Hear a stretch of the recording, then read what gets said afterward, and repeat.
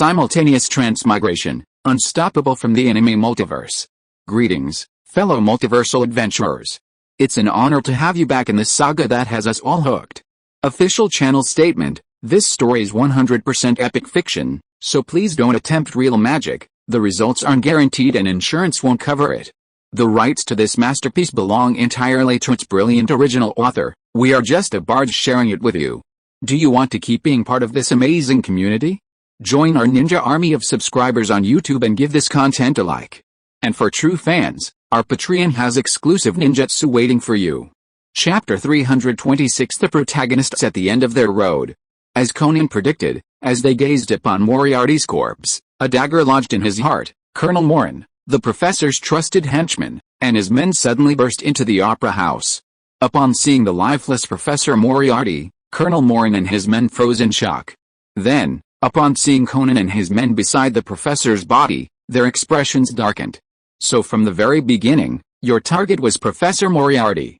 Your claim of targeting Jack the Ripper was just a pretext to lower our guard. Colonel Morin now had reason to suspect that Conan and his men's previous claims of targeting Jack the Ripper were merely a cover. Their true purpose had always been to eliminate Professor Moriarty. They'd exploited the professor's resentment towards Holmes to have him come to the opera house to witness Irene's murder. Then, they staged a plot with Irene, hoping to lull the professor into complacency and eliminate him. Upon hearing Colonel Morin's words, Conan and the others' expressions suddenly changed. Although he wanted to tell them they were overthinking things, the words were on the tip of his tongue, and he didn't know how to explain them. It was no wonder Colonel Morin suspected them. It was simply too coincidental. And to this day, Conan still couldn't understand why Professor Moriarty had died in such a place, and who had murdered him. Irene, who should have been Jack the Ripper's target, had escaped unharmed, while the professor, who had been gloating over the murder, had been killed instead. If it was Jack the Ripper, what was his motive? Based on the notice of the parent-child bazaar he had obtained at the church, Conan had already roughly deduced Jack the Ripper's background and understood why he had been targeting women. But if Professor Moriarty's death was Jack the Ripper's doing, wouldn't that completely overturn his previous theories about his origins? Conan, of course, had no idea that his reasoning was flawless. The main reason for the current situation was that the current Jack the Ripper was no longer the same Jack the Ripper.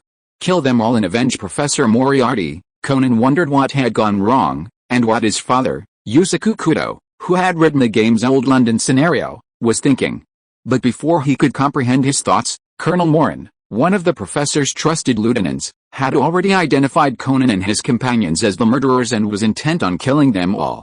Morin and his men outnumbered them, so Conan and his companions were forced to flee. Colonel Morin, we didn't kill Professor Moriarty. There must be a misunderstanding. Don't you find it strange?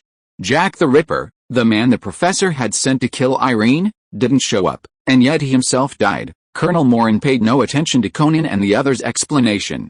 He continued firing. Whether it was you or Jack the Ripper who killed the professor, it doesn't matter. We just need to kill you all. Colonel Morin's zeal for revenge wasn't just due to his position as Moriarty's trusted confidant, but also due to his own selfish motives. After all, with Professor Moriarty, the second most dangerous man in London, gone, as his loyal and trusted subordinate, Colonel Morin naturally assumed the position. However, in order to successfully win over the professor's former followers, avenging their former boss was imperative, otherwise, he would struggle to convince his followers. As for whether the professor's murderer was Conan and his companions or Jack the Ripper, Colonel Morin truly didn't care. They were gangsters, not detectives like Sherlock Holmes. Who cares who the real murderer is? Just kill them all. Hidden in the shadows, Sindora grinned as he watched Conan and the others facing Colonel Morin's all-out pursuit. While the outcome wasn't what he'd imagined, as long as Colonel Morin could eliminate all the imps, his goal would be accomplished. Facing the hail of bullets from Colonel Morin and his men, Ai, Sanako, and the others were successively eliminated. To escape, Conan and Ren's only option was to flee to the train station. Only by leaving the city by train could they avoid Morin and his men. What Conan could imagine, Sindora could imagine too. Having transformed himself into Jack the Ripper, he silently cursed Colonel Morin for being a bunch of good-for-nothings who couldn't even take out a few imps, and he himself sped towards the train station. If Colonel Morin couldn't take down the imps until the very end, then Sindora would take matters into his own hands. Since entering this game scene, He'd been assuming Jack the Ripper's body. Compared to his old, aged form, Syndra could sense his fighting prowess was off the charts. Jack the Ripper's ability to commit crimes without being caught wasn't simply due to the lack of surveillance equipment in the late 19th century, his own exceptional skills were also crucial. Buzz buzz buzz buzz buzz. When Colonel Morin and his men reached the train station, Conan and his companions narrowly escaped death by leaping onto the train. Despite escaping Colonel Morin and his men, Conan couldn't help but look regretful when he saw that only Ran and Moriboshi Hideki were left. He hadn't anticipated how things would turn out. If it weren't for Ai Habara's crucial push, he'd likely have been swept away by the commotion at the opera house. Hey, kid, cheer up. Besides the three of us, there's also that brat from the Suzuki group, right? And we haven't even left yet, so there's still a chance. Seeing Conan's distraught state, even Moriboshi Hideki beside him couldn't help but offer comfort. In order to enjoy the game like a normal child, Hiroki didn't know much about the plot of this scene, leaving most of it to Noah's Ark. Honestly, though, Hiroki suddenly felt that while Noah's Ark's revised plot was thrilling, the difficulty was indeed a bit too high. Was it because he had previously thought Seiya was too strong and ordered him to increase the game's difficulty? That's right, Conan, it's not time to give up yet. Sanako told you to be careful. Ran was about to offer some comfort, but her keen sense of danger quickly caught on, and at the last moment, she pushed Conan away. Chapter 327, Reveal each other's cards. Sister Ran, Conan, who had been pushed aside by Ran, was initially stunned. But when he looked up again, he was horrified to see Ran's chest pierced by a dagger held by a man in a black vest and long orange hair. Seeing the unusually slender finger of the man's hand holding the dagger, Conan was stunned and asked, "Are you Jack the Ripper?" The reason he identified the man's slender finger as Jack the Ripper was simple. He had previously discovered from the notice of the Saturday charity sale that the second victim, Honey Charence, had been murdered on that day, and that the victim was wearing a ring. Conan had a picture of that ring in Holmes's notebooks. It was a pair of rings, typically worn by a parent and child. After marrying in the small village of Windsor, Honey Charence, driven by her dreams, eventually abandoned her husband and child and moved to the big city of London. The photos in Holmes's notebook are one large and one small. The large one is worn by Honey, as an adult, so the smaller one must be his child. Combined with Professor Moriarty's statement that Jack the Ripper was an orphan and harbored a deep hatred for women, it can be inferred that Jack the Ripper was Honey Charence's child. Abandoned by his mother as a child, Jack the Ripper harbored such a strong hatred for women around her mother's age. Judging from the two rings Honey Charence left at the scene, the smaller one couldn't possibly have been worn by Honey Charence, leaving only one possibility: it belonged to Jack the Ripper. Wearing such small rings since childhood would have made one of Jack the Ripper's fingers unusually slender. Smart kid, killing you first was the right decision indeed. Xiaolin, stabbed in the chest, was gradually covered in a film of light. Clearly mortally wounded, she was now considered dead. After dodging a whip kick from Ran as she was about to leave, Jack the Ripper looked at the remaining Conan and Moriboshi Hideki with a ferocious expression. "Although I didn't manage to take out your clever little brat just now, taking out that troublesome woman is a good thing. Now it's just you two left. Even if you figure out my true identity, what can you do to me?" While Syndra felt a pity that his previous sneak attack hadn't killed Conan, he didn't feel too much regret. After all, he'd seen Rand's skills before, and if she hadn't left the stage yet, even wearing Jack the Ripper's skin, it would be a difficult task to defeat her. Jack the Ripper's identity had been exposed, and his cleverness was no longer enough. From now on, it was a direct confrontation. Watching Rand disappear, Conan felt a mixture of frustration and helplessness. Jack the Ripper and his men had found him and solved all the mysteries, but so what? Was there any hope for them to defeat the Ripper before them? The advanced technology Dr. Agasa had created for him was completely unusable in this world. This meant that despite his intelligence, he was now no more than a 7-year-old. Of course, besides him, there was Hideki Moriboshi, but he was only 11 or 12. If the two of them were tied together to face Jack the Ripper, what difference would that make? Hiroki, who appeared to be Hideki Moriboshi but was someone else, was watching the ferocious Jack the Ripper before him and was secretly communicating with Noah's Ark. He felt like they were all doomed to fail at this point. Hadn't he previously discussed with Noah's Ark that the game was meant to help these wealthy second-generation players grow through the experience, with no intention of actually causing any casualties, and that they could just let him off the hook at crucial moments? And so, Noah's Ark let him off the hook? Why did Hiroki feel like this scenario was incredibly difficult compared to the previous ones? Hiroki could understand letting Holmes leave London. After all, if the children relied on Holmes for everything, what difference would that make them just as dependent on their powerful parents in the outside world? But then, Professor Moriarty was murdered. They were first framed, and then they were assassinated by Jack the Ripper. What the hell is this? The complexity of this story is clearly beyond the level of just letting the children suffer. If Noah's Ark continues to wander, they will be completely wiped out. How will it end then? Will it go back on its word? Or will it really kill all 50 players in Cocoon? Soon, when Hideki Moriboshi, who was communicating with Noah's Ark, heard the response from the artificial intelligence, he looked at Jack the Ripper in front of him with a look of surprise. This was because the artificial intelligence Noah's Ark had just told Hiroki that Jack the Ripper's program and code had been modified. The current Jack the Ripper was no longer the original game character, but was possessed and controlled by an external consciousness. As the Noah's Ark, with some control over the entire game, it might be possible to sanction Sindora, but doing so would also affect the other children in the Cocoon. While the Cocoon Sindora was using was a developer's beta version, it was connected to the same central network as the other Cocoons. Be careful. He's not Jack the Ripper. He's an outsider, just like us. Realizing the gravity of the situation, Hiroki stopped pretending and told Conan the shocking truth. Both Conan and Jack the Ripper were equally surprised to hear Hideki Moriboshi say this. Conan was surprised that Jack the Ripper was an outsider, just like them. As for why Hideki Moriboshi knew this, he wasn't particularly surprised, as he had long suspected that the other player wasn't the original Hideki Moriboshi. Jack the Ripper, no, it was Sindora who was surprised, which was even more normal, because no one should know that he entered the game by relying on the beta version of the Cocoon. Hideki Moriboshi is just an ordinary rich second generation. Judging from his previous performances, he is not as eye-catching as Seiya and Conan. In the early stage, he was even a troublemaker and a drag. How could the other party know his true identity? There's only one answer, that is, the other party is definitely not the young Moriboshi. Then Sindora quickly thought of a possibility and blurted out, "You are not the young Moriboshi, but Hiroki, right?" Chapter 328, Seiya, let me reveal all the mysteries. It's not surprising that Sindora instantly recognized Moriboshi Hideki as Hiroki. After all, he was now wearing the guise of Jack the Ripper. Who could tell he was a player from outside? The only one who could see past his appearance was the so-called artificial intelligence Noah's Ark, and Noah's Ark, previously filled with resentment towards the humans who killed Hiroki, wouldn't have assisted these imps. So, there was only one answer, the other party was the deceased Hiroki. As a genius who could develop artificial intelligence, it wasn't impossible for him to imbue his consciousness with Noah's Ark before his death.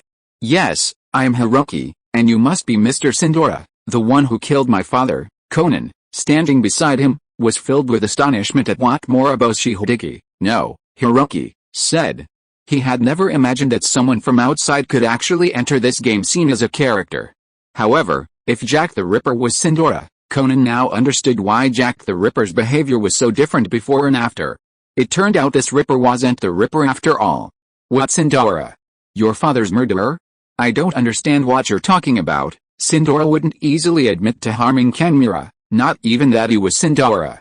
To prevent Hiroki and the others from continuing, Sindora, dagger in hand, charged at them. Meanwhile, at the press conference, watching the live game broadcast on the screen, Inspector Medjur and the others shared expressions of shock. Inspector Medjur, who had just obtained the arrest warrant, turned to Shiratori and Shiba behind him and asked, "Where is Sindora?" Hearing Inspector Medjur's questioning, Shiratori and Shiba naturally confessed that they had placed Sindora under house arrest. That room is where Kenmura worked when he was developing the Cocoon. It is estimated that there are still Cocoons used during the development period in the room. When they heard what Koto Yusaku said, the group hurried to the room where Sindora was imprisoned before. However, when Inspector Medjur and the others were about to break in, they found that the door of the room had been blocked by Sindora with heavy objects inside the room. Damn it, if this goes on, those children will definitely be killed by that guy Sindora. Just when Sindora was controlling Jack the Ripper's body and was about to cut Conan and the others' throats with a dagger in his hand, a figure suddenly jumped out from the side and stabbed Jack the Ripper's throat with the same dagger in his hand. Sindora, who was in danger, had no choice but to give up the attack and wave the dagger in his hand to resist. Ling. As the dagger and the short knife collided, a faint streak of blood appeared on Cinderella's face, and she leaped back several steps, putting a safe distance between them. "You little brat again. As expected, you've managed to survive until now." Upon seeing the attacker's face, Cinderella's face was filled with irritation. If Cinderella had been asked who she most wanted to kill since entering the game scene, it would undoubtedly have been Seiya. After all, if it hadn't been for Seiya, Kirito Yusaku and his men wouldn't have caught her, and even evidence that should have been destroyed would have been preserved. However, Seiya had separated from Conan and the others after entering the game scene, so Cinderella had assumed he had already left. "I didn't expect to see you here again, Mr. Cinderella. But it must be said that as a descendant of Jack the Ripper, now incarnated as the true Jack the Ripper, your actions and your bloodline perfectly complement each other." Upon hearing what Seiya said, Cinderella's face suddenly showed a look of shock, but when he quickly realized that many people outside were also watching the scene, he quickly adjusted his mood and said, "I have no idea what you are talking about. There is no point in trying to continue playing dumb. Inspector NERvGear and others outside should be entering the room you are in soon, right? Your motive for killing Mr. Kenmura was not because of the DNA matching system that Hiroki entrusted to his biological father through Noah's Ark before his death? The genius boy Hiroki, curious about the identity of Jack the Ripper, extracted DNA from the dagger he used, and through the DNA matching system he developed, he was surprised to find that the business tycoon who adopted him was actually the descendant of the murderer. In order to conceal this truth, you first forced Hiroki to death, and then when Hiroki's biological father, Mr. Kenmura, used this DNA matching system to try to seek justice for Hiroki, you brutally killed him again. What you don't know is that you thought you could cover up the truth by killing Mr. Kenmura and erasing all the data on his computer, but in the end, you were still tricked by Mr. Kenmura." Hearing Seiya's words, not only Cinderella, but also Hiroki and Conan beside him, were all confused, clearly confused as to why Seiya had come to such a conclusion. "What do you mean? Kenmura had a backup plan he didn't know about. But he had clearly killed him. Let me tell you, even without the Noah's Ark and Hiroki, the secrets you've been trying to hide, including your motive for forcing Hiroki to death, were all hidden by Mr. Kenmura within this game. He left the information about JTR's death so that his friend, Mr. Kirito Yusaku, could enter the game and thereby learn the secrets you've been trying to hide, as well as your motive for killing him. Indeed, Mr. Kenmura anticipated the possibility of your murder even when he secretly met with you, but he chose to do it anyway. Because in his view, if he couldn't bring the murderer of his child to justice, he would undoubtedly have failed as a father. When he arranged to meet with you alone, Mr. Jiankin considered two possibilities. The first was that you would accept his advice, publicly apologize to Hiroki, and admit that you were a descendant of the murderer Jack the Ripper. Although you would lose a certain amount of reputation and status, you would not face imprisonment. As for the second, it was that you would continue the bloodline of the executioner Jack the Ripper and kill him. If you really did this, you would have completely stepped into Mr. Jiankin's trap. After all, although you were not unrelated to Hiroki's death, he jumped from the building himself. However, the crime of killing Mr. Jiankin was enough for you to face legal sanctions. Chapter 329, Suzuki Tomoko, my son has the talent to be a famous detective. As Seiya slowly revealed the truth, Cinderella's expression became increasingly shocked. In fact, after hearing the truth, Conan and Hiroki beside him were not much better. Although Conan had deduced through the game that Cinderella might be a descendant of Jack the Ripper and his motive for harming Mr. Kenmura, he never imagined that Mr. Kenmura had deliberately allowed Cinderella to kill him, knowing that he had murderous intentions. Was this a case of risking his life to avenge his son? Earlier, when I was inspecting Mr. Kenmura's crime scene, I was puzzled. Why would he, knowing you were Jack the Ripper's descendant, have the audacity to turn his back on you? And since he already had such compelling evidence, like a DNA match, couldn't he have just made it public? Was he really just going to apologize to you? And the fact that he left JTR's death message was also quite puzzling. He could have left Jack the Ripper's initials, so why not just the killer's name? It wasn't until I learned that Mr. Kirito Yusaku was a good friend of Mr. Kenmura's and had also been involved in developing the story for Old London that I understood everything. Mr. Kenmura risked his life to seek justice for his child, Hiroki, and placed all his hopes of uncovering the truth in the hands of his friend, Mr. Kirito Yusaku. Simply leaving your name on the keyboard as a death message would inevitably lead to you claiming a lack of motive.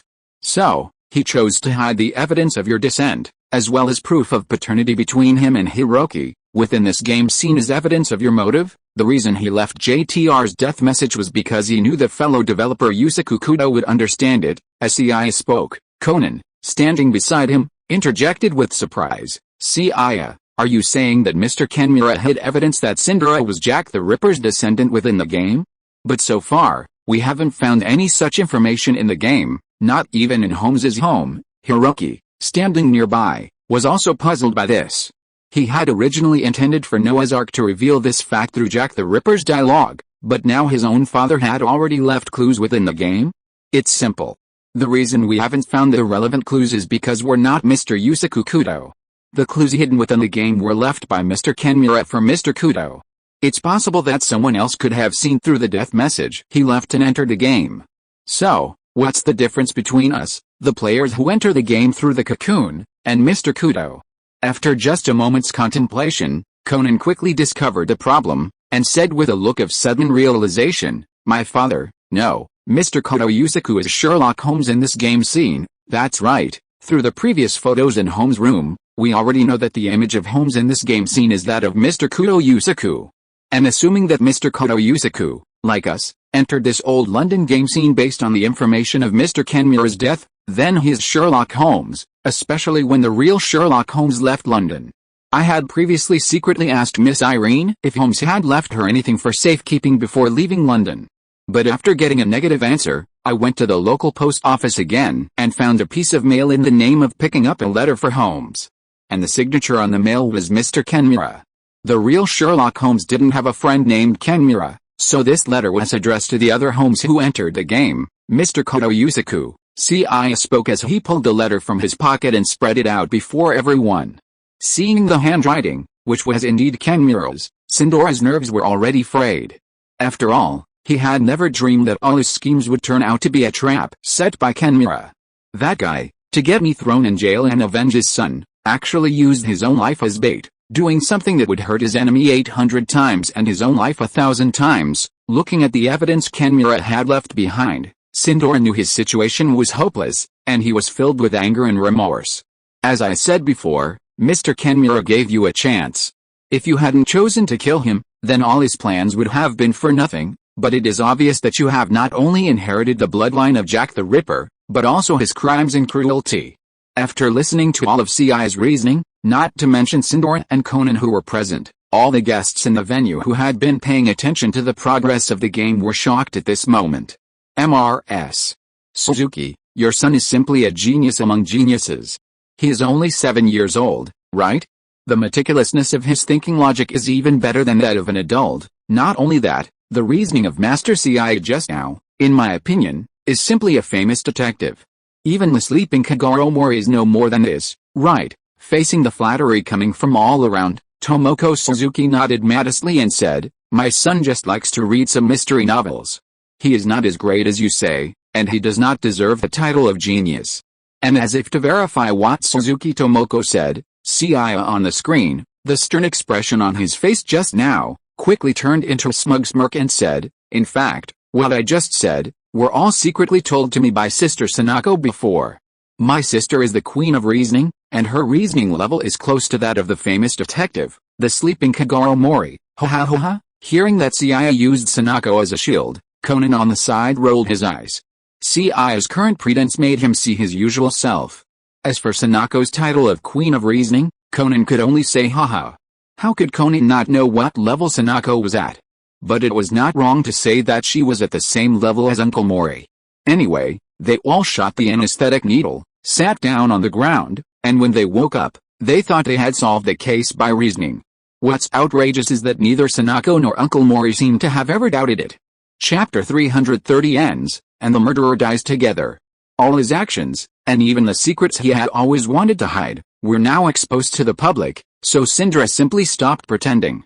The program set up in the previous Noah's Ark was that if no one could pass the game, the brains of everyone staying in the cocoon would be destroyed by electric current. You have ruined everything I have. Even if I return to my original world, I will be in disgrace and face imprisonment. Now you damn brats, you will be buried with me. Now that the matter has been exposed, Cinderella simply stopped pretending, and was even ready to go all out and drag everyone to be buried with him. However, just as he rushed towards Conan and the others with a dagger in his hand, Seiya also held the dagger in his hand and rushed forward instead of retreating. Ling. The short knife and the dagger collided, accompanied by a few sparks flying out, and an extremely crisp sound of metal clashing suddenly echoed in the entire carriage. In this collision, Seiya's petite body was directly knocked back by Zinder, and his back hit the wall of the carriage on the side. However, when Zinder looked down at his abdomen, he was surprised to find that there was a cut on his kidney that was constantly bleeding. "You guy, you are really not an ordinary kid." Looking at the knife wound on his kidney, Cinder's expression was extremely surprised, because he was no longer the company chairman in the real world whose body was hollowed out by alcohol and sex, but Jack the Ripper, who was feared by the entire late 19th century. He who controlled Jack the Ripper's body had Jack the Ripper's physical fitness and his superb killing skills. But now, as a first-class killer trained by Professor Moriarty since childhood, he was actually at a disadvantage in the confrontation with the kid in front of him. A 7-year-old kid, in terms of fighting skills, was able to surpass the killer who made the whole of Europe tremble with fear. Who would believe it if he told others? "Conan, leave this to me. You guys run to the last carriage immediately. Then use the axe to smash the wooden barrels filled with red wine. The train is now out of control. If we rush to the station at this speed, none of us will survive." The lyrics sung by the tramp with a hand violin before were, "If you don't want to be killed, you must be covered in blood, that's what I meant. As long as you completely immerse your body in red wine, the cushioning force of the liquid can reduce the impact of the train rushing into the station." After hearing what Seiya said, Conan looked at Jack the Ripper in front of him, then looked at Seiya, with a hint of hesitation on his face. However, soon, Seiya, who took the initiative to rush towards Jack the Ripper again, shouted directly, "Don't waste time anymore. If you keep hesitating, there is really no way to save my sister, and your sister Xylin and the others. If you couldn't stop Jack the Ripper, I wouldn't even want to be the first one to speak out." Seiya once again engaged Sindra in close combat. His petite body flew backward, collapsing another row of seats in the train car. This time, Jack the Ripper was once again pierced by a deep, bone-deep wound. Honestly, Seiya, possessing combat techniques from multiple otherworldly realms, considered even the legendary killer a mere pie in the sky. The crux of the matter was that this was a virtual world within a game. Seiya's impressive combat skills and reflexes, however, were incapable of translating his near-superhuman physique into the game. Consequently, while Seiya could easily defeat Jack the Ripper in the real world, he was now able to fight him on equal terms, even holding a slight advantage. Each time Seiya clashed with Jack the Ripper, he was sent flying due to his physical weakness, but his impressive combat skills allowed him to inflict wounds. However, this situation couldn't last long. If he sustained too many blows, Seiya would be deemed to have lost the game and was eliminated. Originally, Seiya could still rely on his small size and speed to deal with the opponent. But now, once Seiya plays guerrilla warfare with Jack the Ripper, the opponent will simply abandon him and go directly to chase Conan and the others who are escaping to the rear carriage. Because of this, Seiya has to keep fighting head-on with the opponent even though he is not physically superior. "Kid, who the hell are you?" The out-of-control train hurtled toward the station. All the while, Sindra attempted to break through Seiya's defenses and pursue the other two imps in the following carriage, but was consistently snared by Seiya. After repeated battles, Jack the Ripper, already battered and bruised, was finally pierced through the heart by Seiya's dagger just before the train reached the station. Similarly, as Seiya pierced Jack the Ripper's heart with a dagger, having endured so many blows, a layer of light appeared on his body, marking his defeat in the game. Having experienced so much, Sindra no longer believed the imp before him was merely a 7-year-old. Her previous reasoning and analysis could be explained away by genius and precocious intelligence. After all, the world is full of gifted individuals, beloved by the world. However, during this battle, Sindra realized that Seiya's combat skills and experience were far-fetched to explain as mere natural talent. Talent is one thing, but experience and the like, these are not things that are born with you. Without a certain amount of accumulation and experience, it is impossible for the other party to have such skills. His current body is the infamous killer Jack the Ripper. As a first-class killer, it is normal for him to be proficient in killing skills and have rich combat experience. But where does the other party, a 7-year-old kid, get his combat experience? Could it be that he has been fighting and killing others since he was in his mother's womb? This is no longer something that can be explained by genius, it is completely unscientific. As you can see, my name is Suzuki Seiya, the third son of the Suzuki group. In addition to some daily cultural courses, I have also learned some fighting techniques and ancient martial arts. Facing Sindora's questioning, he, whose body was about to disappear, smiled with his big white teeth in front of him. Boom! Accompanied by Sindra's unwilling roar, the out-of-control train finally crashed directly into the train station, causing an uproar. As Seiya left, Inspector NERvGear and his men finally broke in and formally arrested Sindra, who had just woken up from the cocoon. If you are listening to this novel on a channel other than Fanfic World, it means it was downloaded and re-uploaded without effort. We warmly invite you to visit our channel, Fanfic World. There you will find the original version of this story and many other novels of various genres. We look forward to seeing you dive into a world of incredible novels. Chapter 331 Conan, I don't understand the world of geniuses either. The runaway train was shattered upon entering the station, but Conan and Hideki Moriboshi were in the last section of the train. Furthermore, having previously overturned all the wine barrels, their bodies were soaked in the liquid, which effectively cushioned the impact, allowing both to survive. At the end of the game, Conan was pulled directly into dark space by Noah's Ark, while Hideki Moriboshi, standing before him, transformed back into his original form.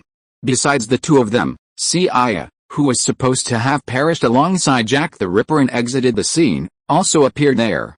Looking at Seiya and Conan in front of him, Hiroki first bowed to thank them and said, I really appreciate your help this time. If it weren't for you, my father's grievances might not be washed away, and I wouldn't know that my father had done so much for me. Thank you so much, Suzuki Seiya, and Kudo Arata. Oh no, it's Edogal Conan. Hearing Hiroki's correction of the address midway, Conan didn't hesitate, but smiled bitterly and said, if there were only 3 of us here, I wouldn't have to hide my identity. Because with a reasoning ability that Seiya had shown before, he would have guessed my identity a long time ago. After all, not everyone is Uncle Mori and Sister Sanako.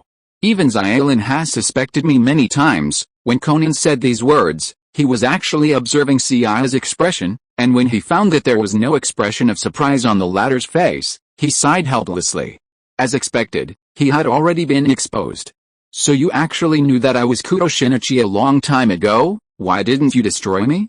You even treated me as Edogal Conan in private instead of a Kudo Shinichi? Conan was quite curious about this. After all, there were many people around him who knew his true identity, but few of them were like Seiya, who knew his true identity but pretended not to know, right? Seiya, are you stupid or am I stupid? If I tell you that I know you are Kudo Shinichi, then wouldn't I still call you Shinichi brother in private? Isn't it better to pretend not to know and be your peer? Why should I let you take advantage? Of course, if you take advantage of the child's identity and take a bath or a hot spring with my sisters, I will definitely destroy you without mercy. Hearing Seiya's words, Conan was speechless. He didn't expect that he, who had always pretended to be a child, would one day be tricked by a 7-year-old child. Conan felt a surge of relief when he heard Seiya's second half. Fortunately, while he'd soaked in the hot springs and bathed with Ran, he hadn't been with Sanako. Otherwise, with Seiya's sister Khan, he'd probably be dead by now.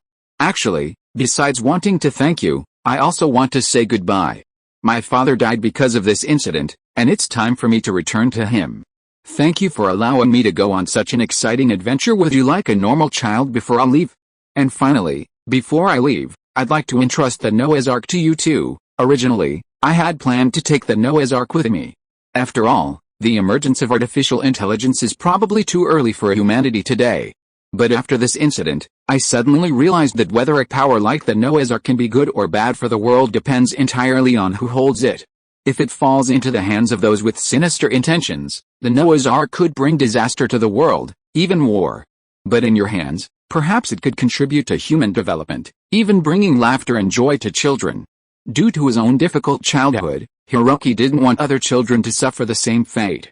So, in the end, he gave Noah's Ark a final order: its use must be entertainment only, or its internal program would trigger self-destruction. Even with this restriction, artificial intelligence is still artificial intelligence. This groundbreaking product, whose growth rate far surpasses that of humans, is undoubtedly an invaluable asset to society and humanity today. I simply don't have the ability to control artificial intelligence. I prefer reasoning and solving cases, so, in that case, I'll take over Noah's Ark. After this incident, I've also had the idea of developing a virtual world game. Having Noah's Ark, an artificial intelligence, would make it much easier to manage the virtual game world. And with the capabilities of our Suzuki group, we can maximize the value of Noah's Ark. Of course, I can also assure you that I will use Noah's Ark solely for entertainment and to bring joy and laughter to the children of this world. To prove his point, Seiya directly presented Hiroki with the concept and development ideas for his virtual game world. Of course, most of these ideas and concepts originated from the virtual world seeds Kayaba Akihiko had given him in the swordplay world. Hiroki, standing before Seiya, was stunned by his thoughts. Hiroki had previously considered himself quite impressive for his peers for creating the artificial intelligence Noah's Ark, but no one could have imagined that Seiya would be even more incredible. He had actually conceived a virtual world structure, and based on the program and code he provided, Hiroki, also a genius, could immediately see that it was highly feasible. If he was considered a genius at 11 or 12, then what should Seiya, now only 7 years old, be called? He was a genius among geniuses. Glancing at Seiya and Hiroki, who were suddenly engaged in a heated conversation, Conan felt a surge of hurt. Putting aside his 7-year-old self, even as a high school student, Kudo Shinichi had been one of those other people's kids, wasn't he? Yet, considered exceptionally talented for his age, he barely understood what Seiya and Hiroki were saying. He was the only high school student there, while Hiroki and Seiya were the true kids, but the scene before him was a complete shock. The world of academic geniuses was completely incomprehensible even to a high school detective like him. Furthermore, his understanding of Seiya's prowess was completely overwhelmed. Hiroki was an internationally renowned prodigy, and the fact that he was praising the younger Seiya spoke volumes about his prowess. And what about Sanako? They were clearly Seiya's sibling, weren't they? How could they, with the same parents, be so different? Could it be that when Aunt Tomoko gave birth to Sanako, she kept her brain in her belly, and later gave it to her younger brother Seiya? Chapter 332 Sanako, so I am the real hero? If I weren't dead, I think I could have become a close friend of Seiya-kun. Your ideas and concepts are truly remarkable. If it were you, I believe you could use Noah's Ark to bring joy and happiness to humanity. If Hiroki had previously worried about Noah's Ark falling into the hands of someone with ulterior motives, potentially bringing disaster, he no longer has that worry. With Seiya's abilities, Hiroki believes he can develop his own artificial intelligence even without Noah's Ark. After entrusting Noah's Ark to Seiya, Hiroki gradually vanished from the side of Seiya and Conan. As Hiroki's figure faded, Seiya and Conan regained consciousness, finding themselves awakened within their cocoons. As the game was completed, the lights dimmed and the cocoon, which had previously sunk beneath the stage, slowly rose again. As the device opened, the parents in the audience burst into tears of joy and rushed to the stage.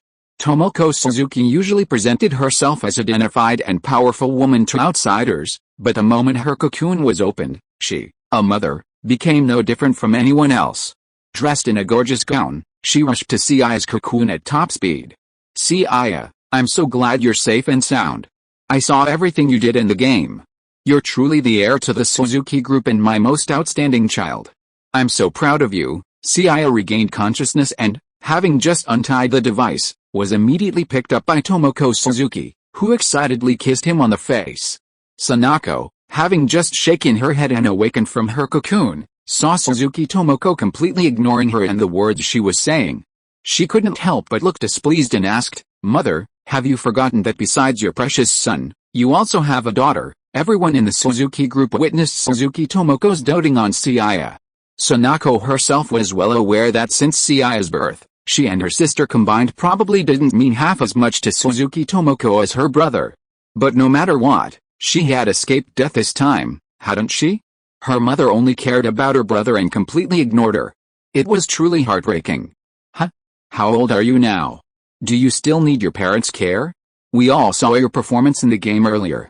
Even though you were the only two adults in the game, it seems you didn't help at all, did you? Ren at least protected those children, but Sanako, you did nothing but cause trouble, didn't you? Hearing Suzuki Tomoko's words, Sanako turned her head away with a guilty look on her face. Mom, please don't blame me, Sanako. If it weren't for me, how could I have come up with that last deduction on my own? Seiya's words immediately left Sanako, already feeling guilty, with a look of bewilderment. Seeing Sanako's puzzled expression, Seiya rolled his eyes and quickly explained, "Have you forgotten? You suddenly fell asleep for a while in the game, and then you told me a series of deductions." Suzuki Tomoko's face immediately turned suspicious when she heard Seiya's words. Honestly, she didn't quite believe Seiya's last statement. A mother knows a daughter best, and as a mother, she had a pretty good idea of what kind of person her daughter, Sanako, was. It was true that Sanako was carefree and had no ill intentions, but Suzuki Tomoko doubted she had the brains to pull off her earlier deductions. Rather than Sanako deducing the answer and sharing it with Seiya, Suzuki Tomoko preferred to believe that Seiya had figured it all out on his own. Of course, even though she had a rough idea of the answer, she didn't choose to expose it just yet. After all, her beloved son had already been dazzling enough today. Too much brilliance wouldn't necessarily be a good thing for him.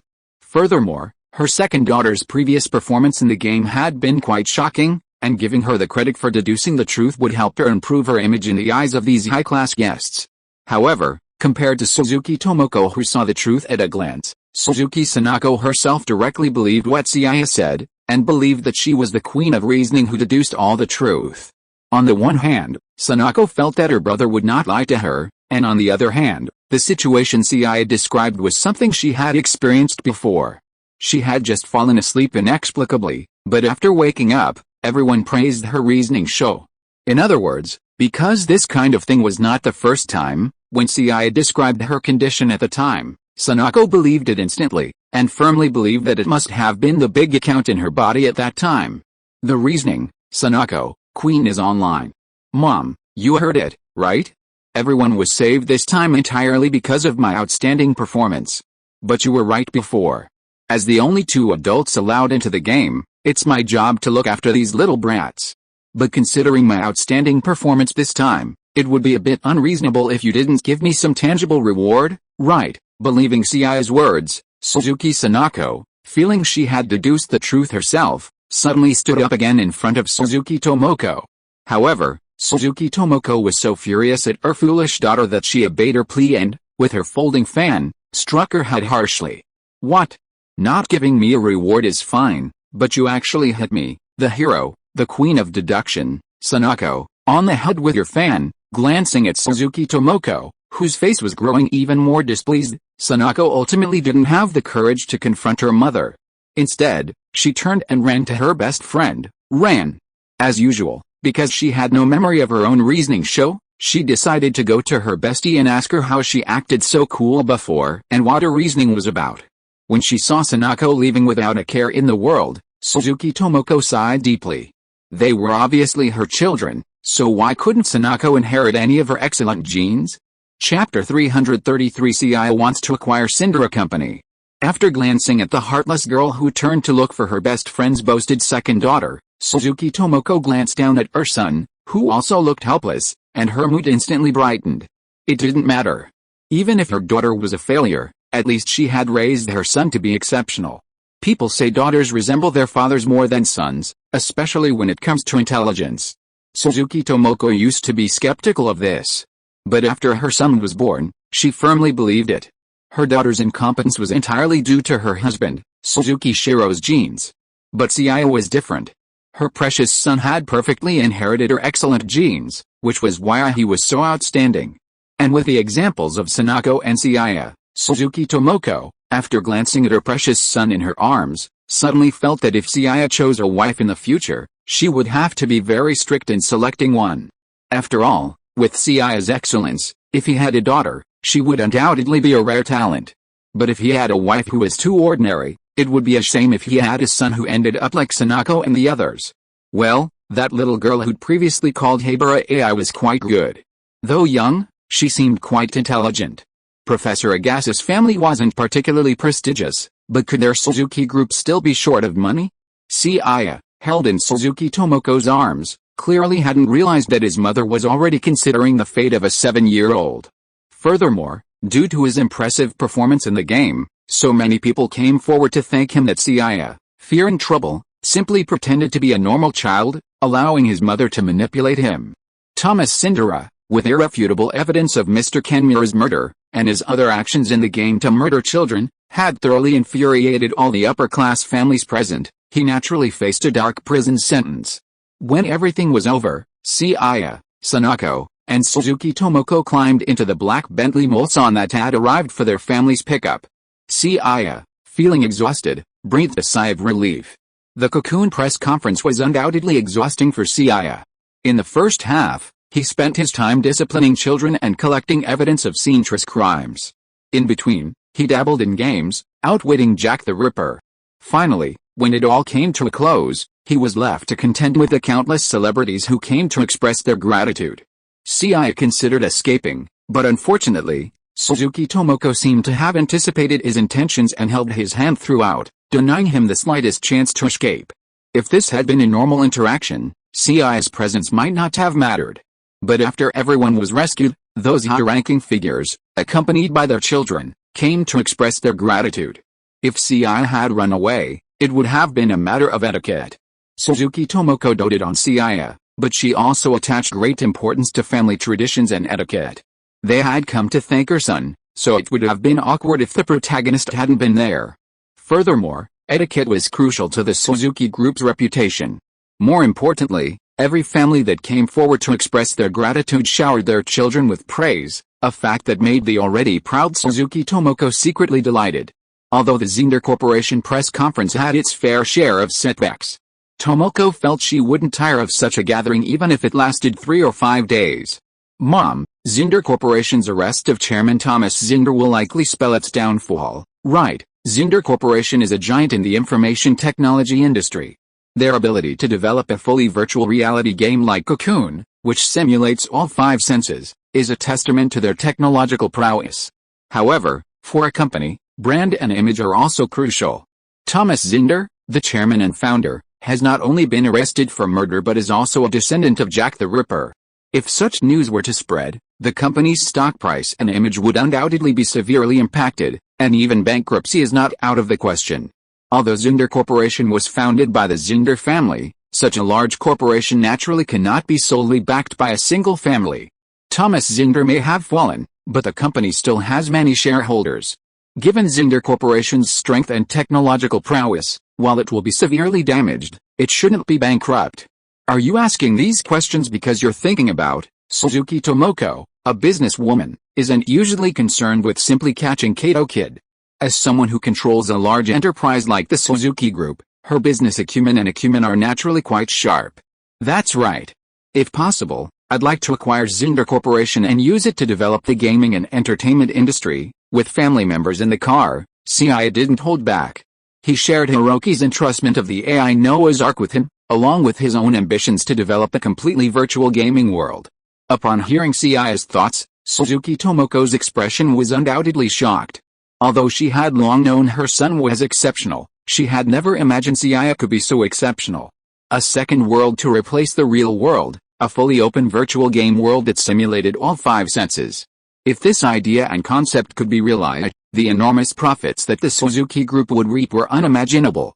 It's fair to say that if a second world capable of replacing the real world were to emerge, the Suzuki Group, which develops and controls this virtual world, would become not only wealthy but also influential in this country, no, the entire world. And if it were just a concept, Suzuki Tomoko would have thought Seiya was fanciful. But the key point was that, in addition to his idea and concept, Seiya also produced a core program and a laptop, allowing Noah's Ark to display the results of its calculations in front of Suzuki Tomoko. In the swordplay world, the technology for fully virtual stealth games is quite mature. Coupled with Seiya's background as a tech geek in the Tiga world and the refinement of Noah's Ark, his proposed plan and core code are already quite sophisticated. Suzuki Tomoko wasn't particularly knowledgeable about computer programming, but she was aware of the power of artificial intelligence. With the example of virtual games like Cocoon, she could see that Seiya's plan was highly feasible. How confident are you? Business matters. While the Suzuki Group is enormous, Tomoko doesn't have the final say. She needs to be confident and convince the other shareholders. About 80%, the remaining 20% is due to current technological limitations. After all, computer programmers are hard to find. We at the Suzuki Group don't have expertise in this area. which is why I am considering acquiring the information giant Syndra and training and mentoring their talent. Chapter 334. A 7-year-old elementary school student has his own company? The chairman of Syndra has been arrested for the murder of Mr. Kenmura, and the Syndra family has been affected by the bloodline of Jack the Ripper. The company's stock price will undoubtedly be significantly impacted in the near future. However, Syndra itself is a multinational information technology giant, and a full acquisition would likely require a substantial sum of money. While I, as a mother, certainly support you, our Suzuki Group can only raise 20 billion yen in a short period of time. Seiya was stunned upon hearing Suzuki Tomoko's words. Although he had a certain understanding of business from her childhood, he had never imagined that acquiring a company facing a credibility crisis and a plummeting stock market would require such a large sum of money, 20 billion yen?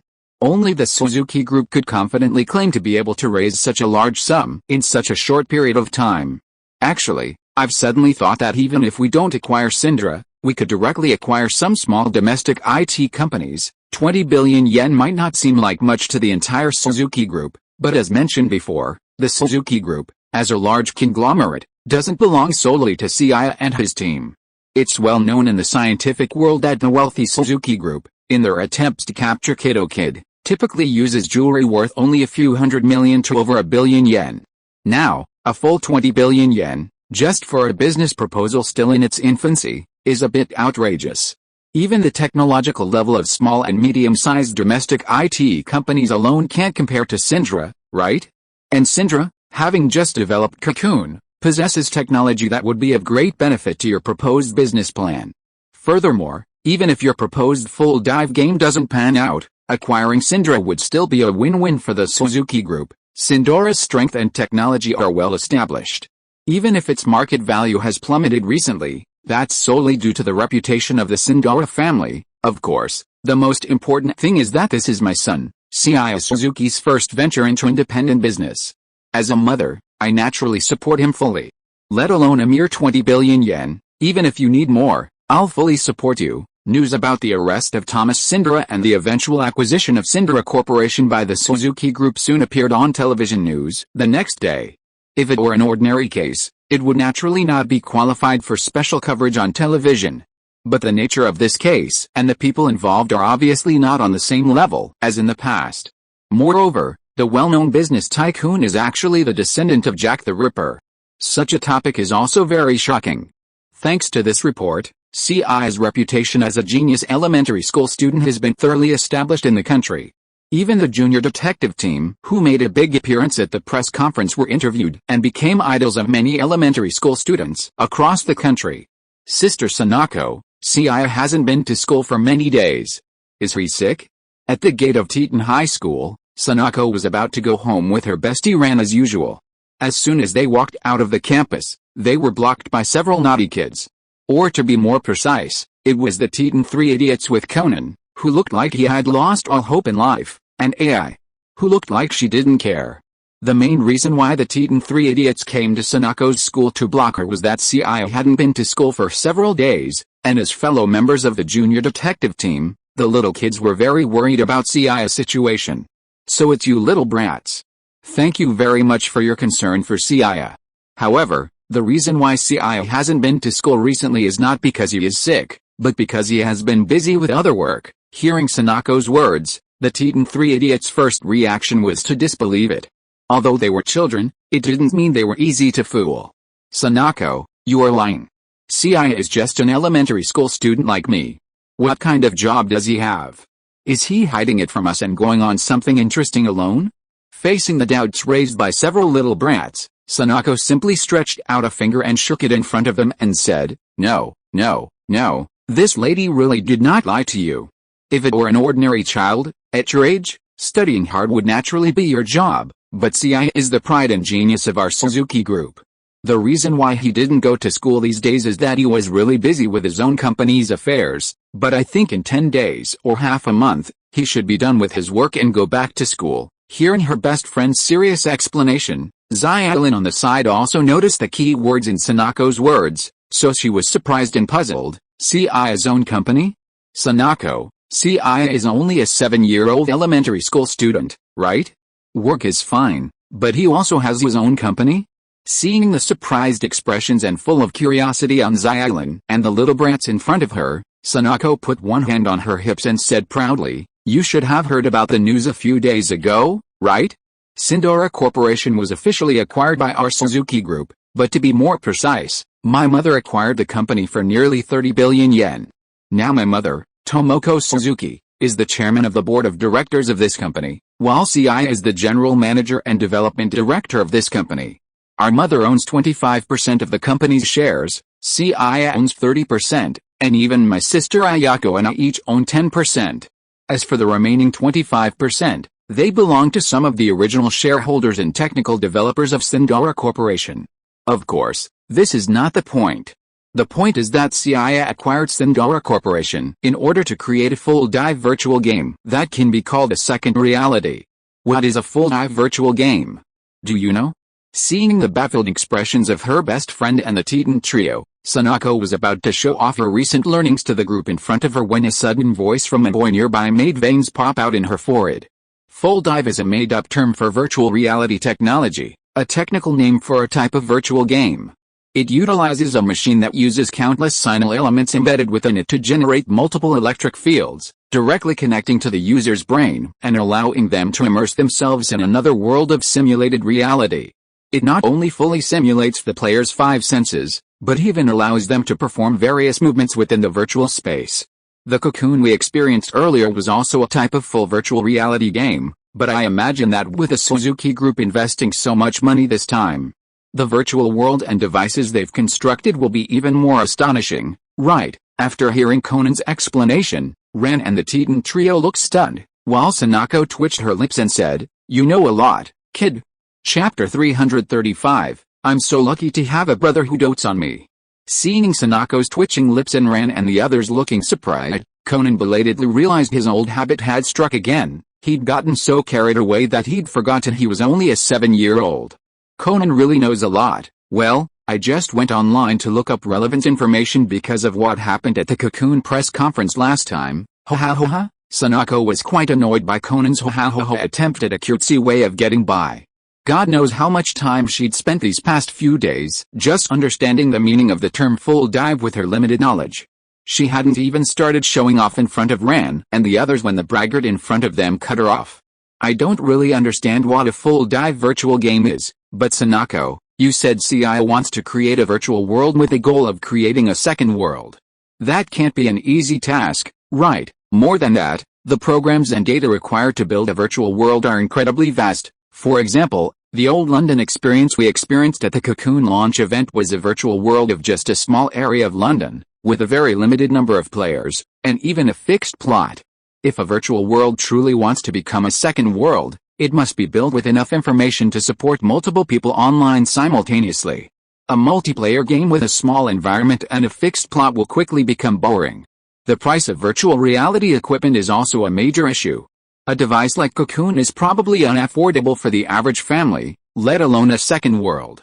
The little kids, already excited upon hearing that the Suzuki Group was planning to create a virtual game, even more exciting than Cocoon, were suddenly struck by Conan's words. The kids had previously been able to experience Cocoon by exchanging precious cards for experience badges from other wealthy second-generation players. It was obvious that even with their rare game cards, no matter how much they traded for them, they couldn't buy expensive gaming equipment like the Cocoon, right? Little brat, you're quite understanding. The issues you raised earlier are also what Seiya has worried about and considered. But you've forgotten one thing, my brother, Seiya, is a true genius. Whether it's a completely open and boundless virtual world, servers that support multiple people online simultaneously, or even expensive gaming equipment, these problems are being overcome by Seiya and Noah's Ark. Hearing Sanako's words, the brats, who had been looking disappointed, suddenly became excited and asked, "Sanako sister, is everything you're saying true?" Seeing another chance to show off, Sanako said proudly, "Of course it's true. I, Suzuki Sanako, have experienced it firsthand these past few days as one of the first to experience the game. The vast virtual world, whether it's mountains, rivers, forests, or oceans, is indistinguishable from what we see in the real world, whether it's the wind blowing in your face, the smell of the earth, or the blows you get when fighting monsters. Everything is so real. To be frank, Let alone kids your age, even a high school student like me who doesn't have much interest in games themselves can have a lot of fun playing the game. And I've heard Seiya talk to my mother before about making the stealth game equipment as light and affordable as possible. According to Seiya, the bottom line price in his mind is about 100,000 yen. And it may even be cheaper in the future. Even if it doesn't make money, it must be affordable for most people to buy the game equipment. Hearing what Sanako said, Xiaolin on the side was also surprised and said, if Seiya does this, won't Antomoko object? In Xiaolin's cognition, no matter what company it is, the purpose of developing and researching new products is to make a profit. And no matter how much Suzuki Tomoko dotes on Seiya, as a businessman, she will definitely not let Seiya do this, right? Even if the Suzuki group is huge, the population of the entire country, no, the entire world is so large, even if a device only loses money in labor costs, it can lose all the Suzuki group's assets, right? You are wrong, Sister Xiaolin. If what Sister Sanako said is true, then the Suzuki group will not only not suffer any losses, but will even make further progress. That's right, Xiaolin, you are looking at the problem too one-sidedly. Just imagine, if people all over the country or even the whole world are playing this second world game developed by our Suzuki group. Then will our Suzuki group still care about the meager profits from selling devices? When gamers develop a stronger sense of belonging to the virtual world, and even when it reaches an irreplaceable position in society, the Suzuki group, which controls the game, will gain immense power and profit, even on an international scale. By that, they mean simply releasing a few derivative products within the game, and the Suzuki group can reap a killing. Sanako, are you sure it's okay to tell us all this? This is probably some kind of internal Suzuki group business plan, Rand said, her expression slightly bewildered as she stared at her carefree best friend. She hadn't understood what she was saying before, but now she understood, realizing that what she was saying must be a trade secret. It's okay, we're best friends, and the game will probably be released for beta testing soon. Anyone with a bit of business sense, who's experienced the game, can probably figure it out. Since you're all here today, would you like me, Sanako, to take you on a first-hand tour of what a truly complete virtual reality game is like? Because of Sanako's description just now, several people were already very curious about the so-called virtual game world that was comparable to the second world. Even Conan and AI were no exception. Now that they heard that Sanako could actually take them to experience it in advance, they naturally agreed. But Xiaolin said a little embarrassedly, it would be bad if so many of us rashly went to disturb them. Sanako, what does it matter? After all, I, Suzuki Sanako, am also one of the major shareholders of the company. And aren't those little brats very worried about Seiya? This time I'm just taking them to see him, and my mother won't say anything. Hearing Sanako patting her chest and claiming that she is also a major shareholder, Conan, who was following behind, couldn't help but sigh that although Sanako has a carefree personality and her brain is not very smart, she is really lucky. As the second daughter of the Suzuki group, she has been living a life of luxury since childhood. Even if she marries out in the future, the 10% of the shares in Seiya Company alone is enough to make her one of the world's richest women. As the main provider of funds for Seiya Company, it is understandable that Suzuki Tomoko can hold 25% of the shares. But Conan guessed that the 10% shares each of Suzuki Sanako and Suzuki Ayako were the work of Seiya, who is obsessed with his sister. Chapter 336, The Squinting-Eyed Eldest Sister Suzuki Ayako. Wow, impressive. Is this really Seiya's company? As the group arrived in front of a commercial building in the car Sanako had called, the three Teton idiots exclaimed in unison as they gazed at the over 10-story structure before them. Hello, second miss, who are these people? As Sanako and Ren prepared to enter the company building, several security guards hired by the Suzuki group approached with nervous expressions. They knew the second miss of the Suzuki group, and they shouldn't have stopped her people.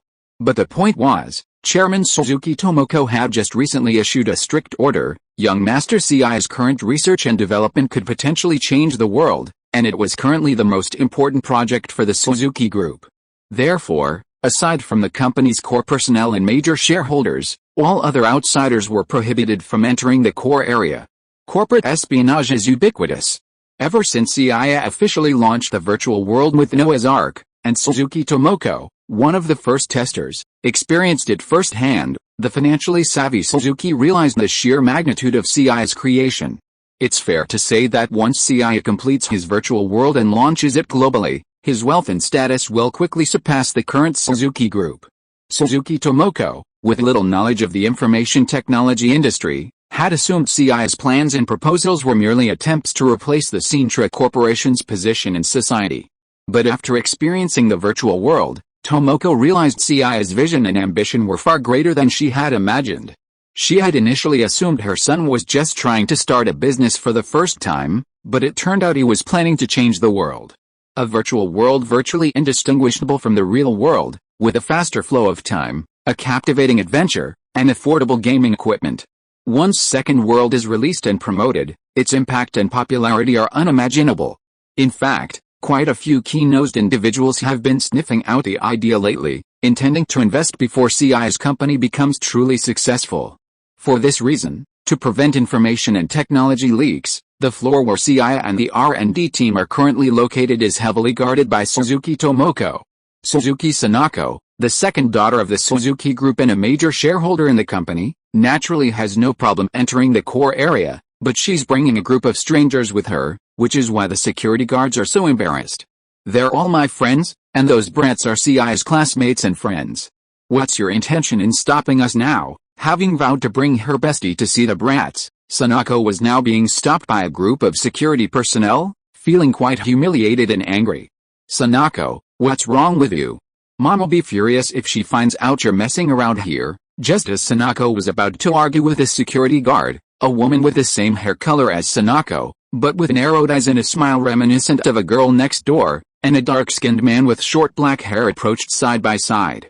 Sister, they're really going too far. I brought Ran and Seiya's friends to see him, and they actually blocked our entry. That narrow-eyed girl who appeared before Sanako and the others was none other than Suzuki Ayako, whom Conan and the others had met before. Sanako and Seiya's sister. The eldest daughter of the Suzuki Group. The dark-skinned man beside her was Suzuki Ayako's fiancé, Tomisawa Yuzo. Ren and the kids, it's you guys. Thank you, Mr. Maori Kagoro, for what happened last time. Upon seeing Ren and Conan, Suzuki Ayako and Tomisawa greeted them enthusiastically. Because in the recent triplet villa murder case, the head of the Trezoa Zaibatsu, Tetsuji Tezoa, was killed. After his brother Teichi Tezoa murdered his father, he framed Yuzo Tezoa for the crime, which nearly led to his arrest. In the end, Conan and his friends happened to be there and successfully solved the case, and Tezoa Yuzo was cleared of the charges. After the death of Tetsuji Tezoa, the head of the Trezoa Zaibatsu, his eldest brother Teichi Tezoa was imprisoned, and the Tezoa Group's business plummeted. Because of his kind and generous personality, Yuzo Tezoa was not suitable for business, so the family business was eventually inherited by his second brother Tetsuji Tezoa. Since Yuzo Tezoa was not valued in his own family, after Seiya opened his company, he asked his eldest sister and her husband to come to the company to help. They are indeed guests of our Suzuki Group. If Chairman Suzuki reprimands you, just explain as usual. Hearing Suzuki Ayako's words, several tall and strong security guards breathed a sigh of relief and said, "Okay, Miss Ayako." Hearing the security guards who had refused to compromise even after she had persuaded them before, now simply obeyed because of Ayako's words, Sanako felt a little jealous. Damn it. I wish I could be a senior leader in the company like my sister. Hearing Sanako's complaints, Ayako gave a wry smile and said, "What are you thinking? You're still a student. Even if I want to help, I have to wait until you're fully trained. But even if you graduate, I don't think Mom will let you do whatever you want in Seiya's company." After teasing her sister for a moment, Suzuki Ayako turned to Ran, Conan and the others and apologized. "I'm really sorry for the slight. But those people didn't mean to do it. It's because our mom really values the project that Seiya is currently developing." Compared to Sanako's carefree personality, Suzuki Ayako has a gentler disposition. While she lacks the airs of a consortium magnate, she's incredibly polite. No, we're not here in person, so we're the ones interrupting. Mom's just making a big deal out of nothing. Even if Seiya's development is truly remarkable, it shouldn't involve such a thief-proofing, right? I'm a major shareholder in the company, and they're really giving me no respect. However, in response to Sanako's complaints, Suzuki Ayako, usually gentle and ever present with a smile, now looked at her with a rare seriousness. "No, as a student, you don't understand. Mom's security measures are absolutely appropriate.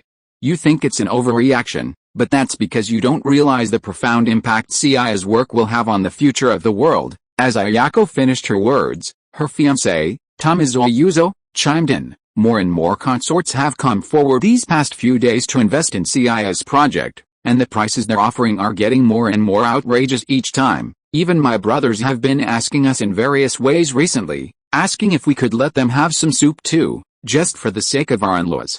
Chapter 337 Ayako, do you know how good your brother is to you? Generally speaking, executing a large project requires finding investors. However, successful projects don't require finding those investors themselves, they may even find ways to give you money. Clearly, this is the case with Seiya's company right now. There's no such thing as a completely impenetrable wall.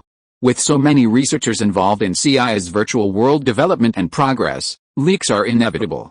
Of course, since the core knowledge, details, and code reside solely with Seiya and Noah's Ark, any leaks aren't particularly concerning. The business world is like a battlefield, and successful business people with years of experience often possess a shrewd eye. So, upon learning of the promising virtual world developed by Seiya, the conglomerates naturally flocked in like sharks smelling blood. Sanako, you probably don't realize what your 10% stake means, right? Seiya's company is worth 30 billion yen, so your shares are worth about 3 billion yen, right, Sanako, isn't that right?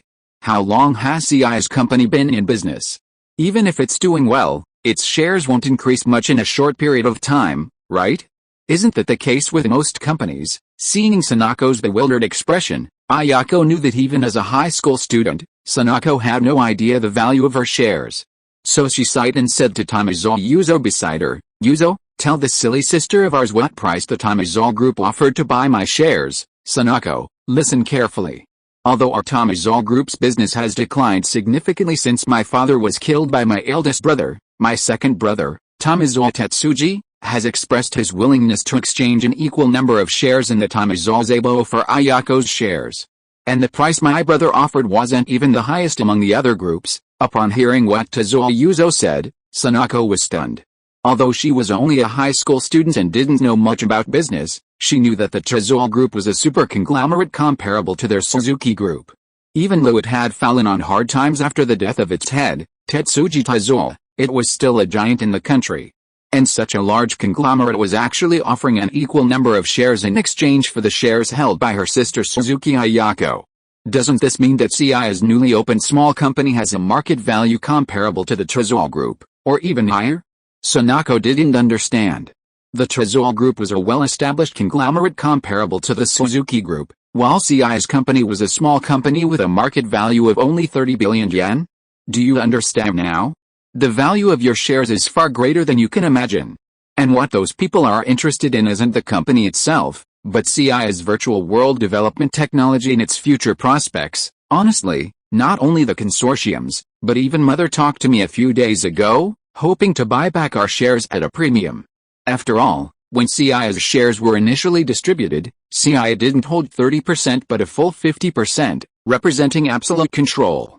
The 10% each of our shares was actually a personal gift from Seiya, and the reason he gave was simple. We knew his younger brother was going to start a company, so we all used our pocket money and personal savings to support him. At first, we thought it was his good intentions. But now you should realize the significance of each of our 10% shares. Seeing Sanako's shocked expression, Ayako worried that she would blame her mother, so she quickly explained, it's completely understandable that Mother would want to buy back our shares, because even if it's only 10%, with a potential revealed in the virtual world, it's not impossible for our personal wealth to surpass the current Suzuki group in the future. While we're all daughters of the Suzuki group, it's true that Seiya is the future heir to the group. As the current mistress of the Suzuki group, she naturally doesn't want the Suzuki family fortune to be passed on to another family. Initially, Suzuki Tomoko was hesitant to comment on Seiya and Sanako's affectionate sibling relationship, thinking they could let the siblings run their own business with a multi-billion yen market capitalization. But when Seiya's research results were revealed, and the progress was surprisingly rapid, Suzuki Tomoko naturally grew restless. Suzuki Ayako and Suzuki Sanako were both her daughters, and Suzuki Tomoko naturally wouldn't treat them unfairly. But the relationships between wealthy families were complex. Especially in Japan, When a woman marries a man, her surname is often changed. Tomizo Yuzo's brother was willing to kill his father for the inheritance and his own passions. As the current mistress of the Suzuki Group, Suzuki Tomoko naturally had much to consider. Of course, part of the reason was also due to the Suzuki Group, not just Tomoko's own decision-making. So why didn't mom take back our shares? Sanako was an optimist, and having grown up with everything she wanted, she didn't particularly care about her valuable shares. She was more concerned about why her mother didn't do so. Of course it's because our lovely brother opposed it and threatened mother that if the shares in our sister's hands were taken back, he would quit. Seiya also said that the shares in our hands were bought with our own pocket money and private money, and even mother and the Suzuki Group have no right to dispose of them at will. You also know that mother has never been able to do anything with Seiya, so in the end she had to let him do as he pleases. While listening to the conversation between Ayako and Sanako, Xiaolin and Conan felt that the social circle was really messy. After wandering around for a long time, the group finally arrived at Seiya's laboratory. In the lab, Seiya was originally discussing something with Suzuki Tomoko. Seeing Ran and the others arrive, a smile spread across his face. You've arrived just in time. I've developed a portable stealth device. Are you interested in being the guinea pigs? No, I mean, being one of the first to experience the game? And you won't be working for free. After you experience it, I can give each of you a set of the stealth device we're about to release as a reward. How about that? Conan's mouth twitched when he heard what Seiya had just said. Just as he was about to pull Ran and the others away, the Titan three idiots excitedly agreed. Wait a minute, Conan was about to say something, but the next second, Seiya had put a metal helmet on his head. If you are listening to this novel on a channel other than Fanfic World, it means it was downloaded and re-uploaded without effort. We warmly invite you to visit our channel, Fanfic World. There you will find the original version of this story and many other novels of various genres. We look forward to seeing you dive into a world of incredible novels. Chapter 338, the virtual game developed by Seiya is released. The Mori office, Bikacho 5 Chome, Tokyo. Kagoro Mori, who had been drinking beer and watching the horse racing channel, was drunkenly shouting loudly when a commercial suddenly interrupted the TV. Japanese TV channels typically interrupt their broadcasts with news about national events, major disasters like earthquakes and tsunamis, or important information closely related to people's livelihoods. However, inserting commercials during these times is extremely rare. It's not that it's impossible, but it requires a huge amount of money. Even the average jebel or conglomerate couldn't afford such a large sum of money. Seeing the horse racing program interrupted by the commercial, Kagoro Mori was initially annoyed. But when he saw that the person in the commercial was his favorite actress, Yoko Okino, his expression suddenly brightened. On TV, Yoko Okino, wearing leather armor resembling that of a fantasy adventurer, and holding her long sword, leaped forward and unleashed a magnificent sword technique, slicing a large bear that had risen up in front of her into several pieces. Strangely, the bear, chopped to pieces by Yoko Okino's sword, didn't shed a single drop of blood. Instead, it let out a wail and dissipated into the air. Initially, seeing the images on TV, everyone watching, like Kagoro Mori, thought Yoko Okino was filming a new movie. The commercials now appear to be clips from the film, intended to promote her new movie. But no one expected that after successfully defeating the giant bear monster, Yoko Okino immediately turned to the camera and spoke to the audience. Everyone watching, you must be thinking I'm filming a movie. But that's not true. Everything I'm doing is real. What you just saw isn't some so-called special effect.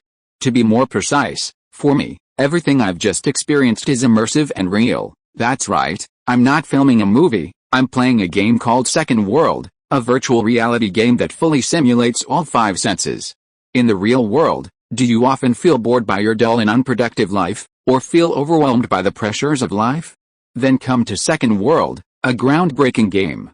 This realistic and vast virtual world will truly immerse you. Here, you can begin your second life, free from the pressures of school and life. Everyone in this world is a hero. As Okino Yoko introduced herself, the camera repeatedly shifted across the virtual world's mountains, oceans, and forests, showcasing various legendary creatures like dragons, griffins, and unicorns. The mere sight of Okino Yoko's battle scenes, accompanied by the majestic, mythical creatures seen only in legends, had the audience's blood boiling. However, Okino Yoko wasn't done yet. To prove her words were true, she, now dressed as an adventurer, quickly cut back to the real world. At that moment, she sat up from her bed, removed her helmet, and continued, "This helmet-like device I'm wearing is the new 404, a fully virtual reality gaming experience device developed by Seiya Company, a subsidiary of the Suzuki Group. Wearing this ultra-portable stealth device, I can log into my account anytime, anywhere, and enter a mysterious virtual world. And because it's a completely virtual game, even those who are physically unable to move, as long as they retain consciousness, can use this device to enter this virtual world and begin their own second life. Because it fully simulates the 5 senses of reality. The in-game delicacies, for example, not only taste perfectly replicated, but there's no need to worry about gaining weight in real life. While I enjoy enjoying desserts more than adventure, as a celebrity, I have to maintain my figure, and even though I'm extremely restrained, I prefer this aspect.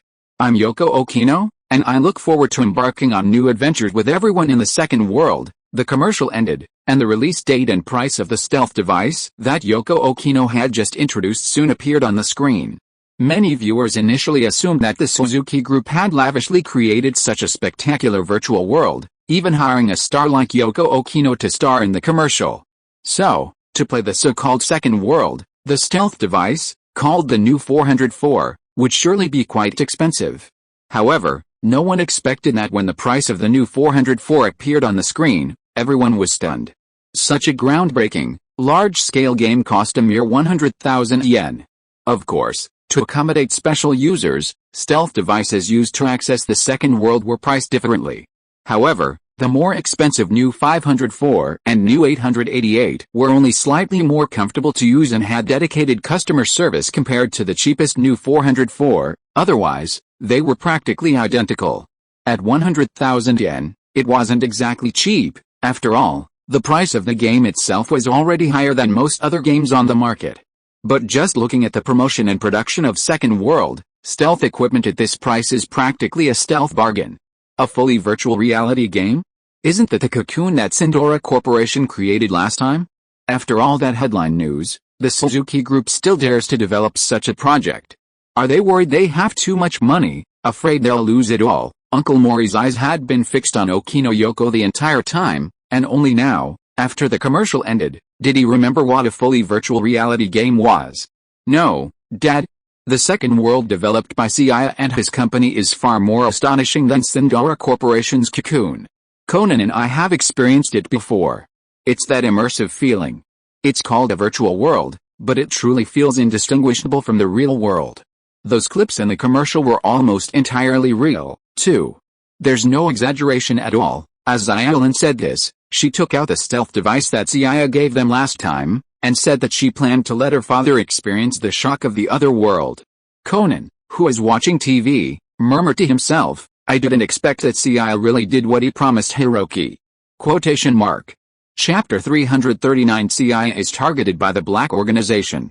When the fully virtual reality game Second World was first released, most people were hesitant due to the recent incident involving the Sindora Corporation's cocoon incident.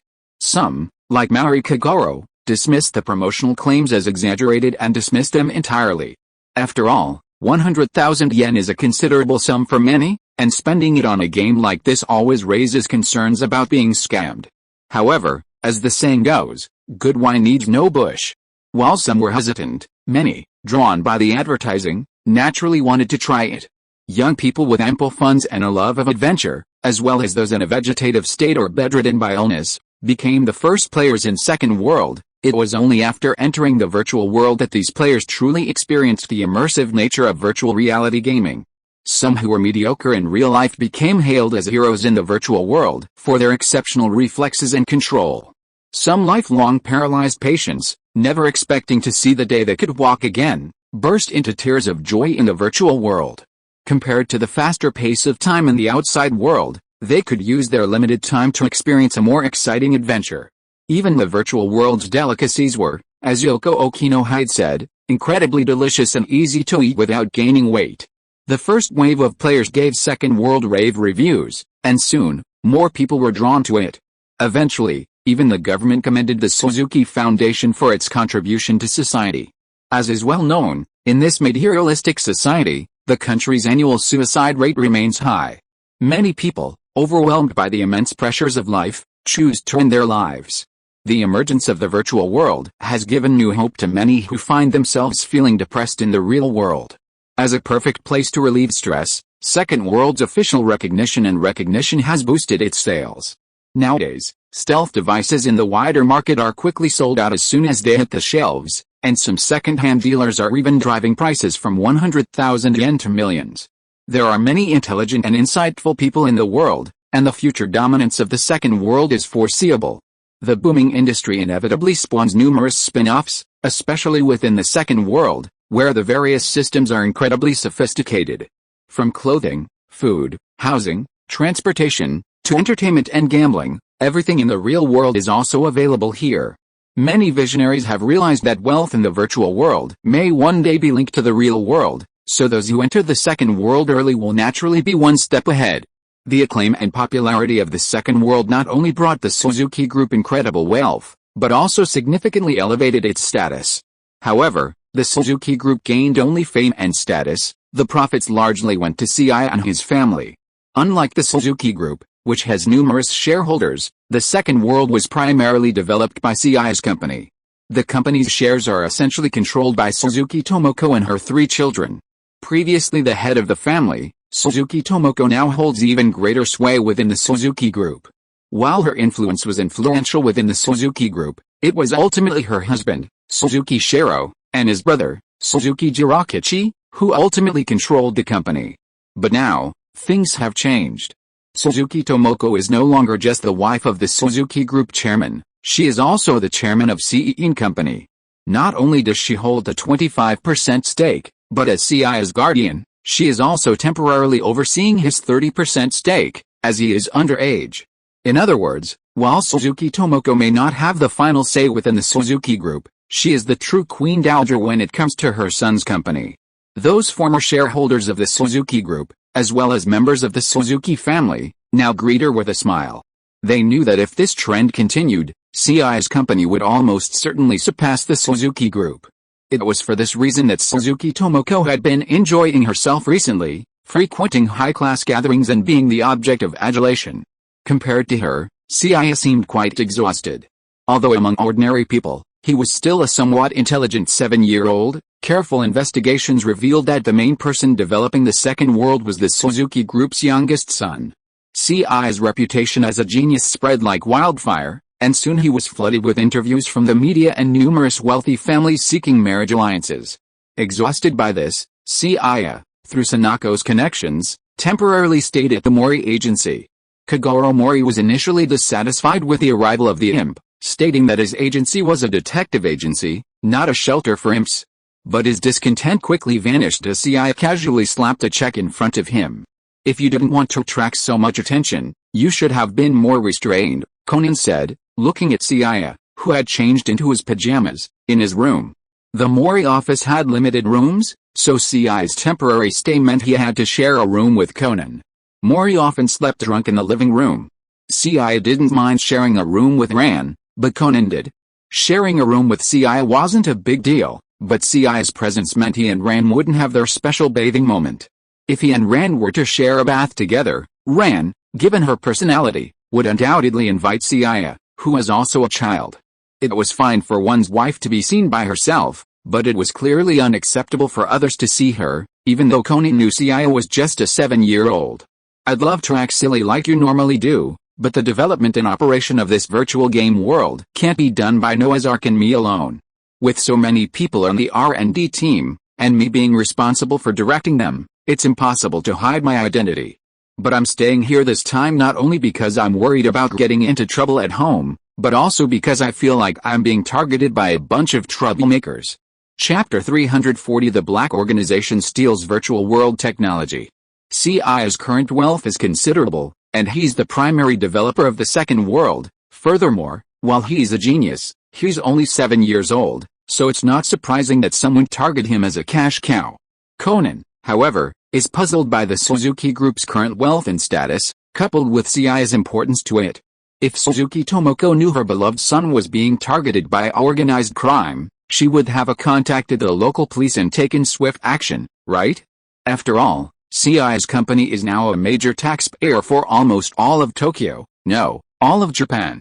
Given Seiya's current status and position, if you were truly targeted, wouldn't the entire Tokyo Metropolitan Police, not just the Bika Town Police, be mobilized? If it were just an ordinary character, it would be fine, but the other party must be quite dangerous and ruthless. Just last night, a woman dressed in black infiltrated our company's data files and stole a lot of important data from the virtual game Second World.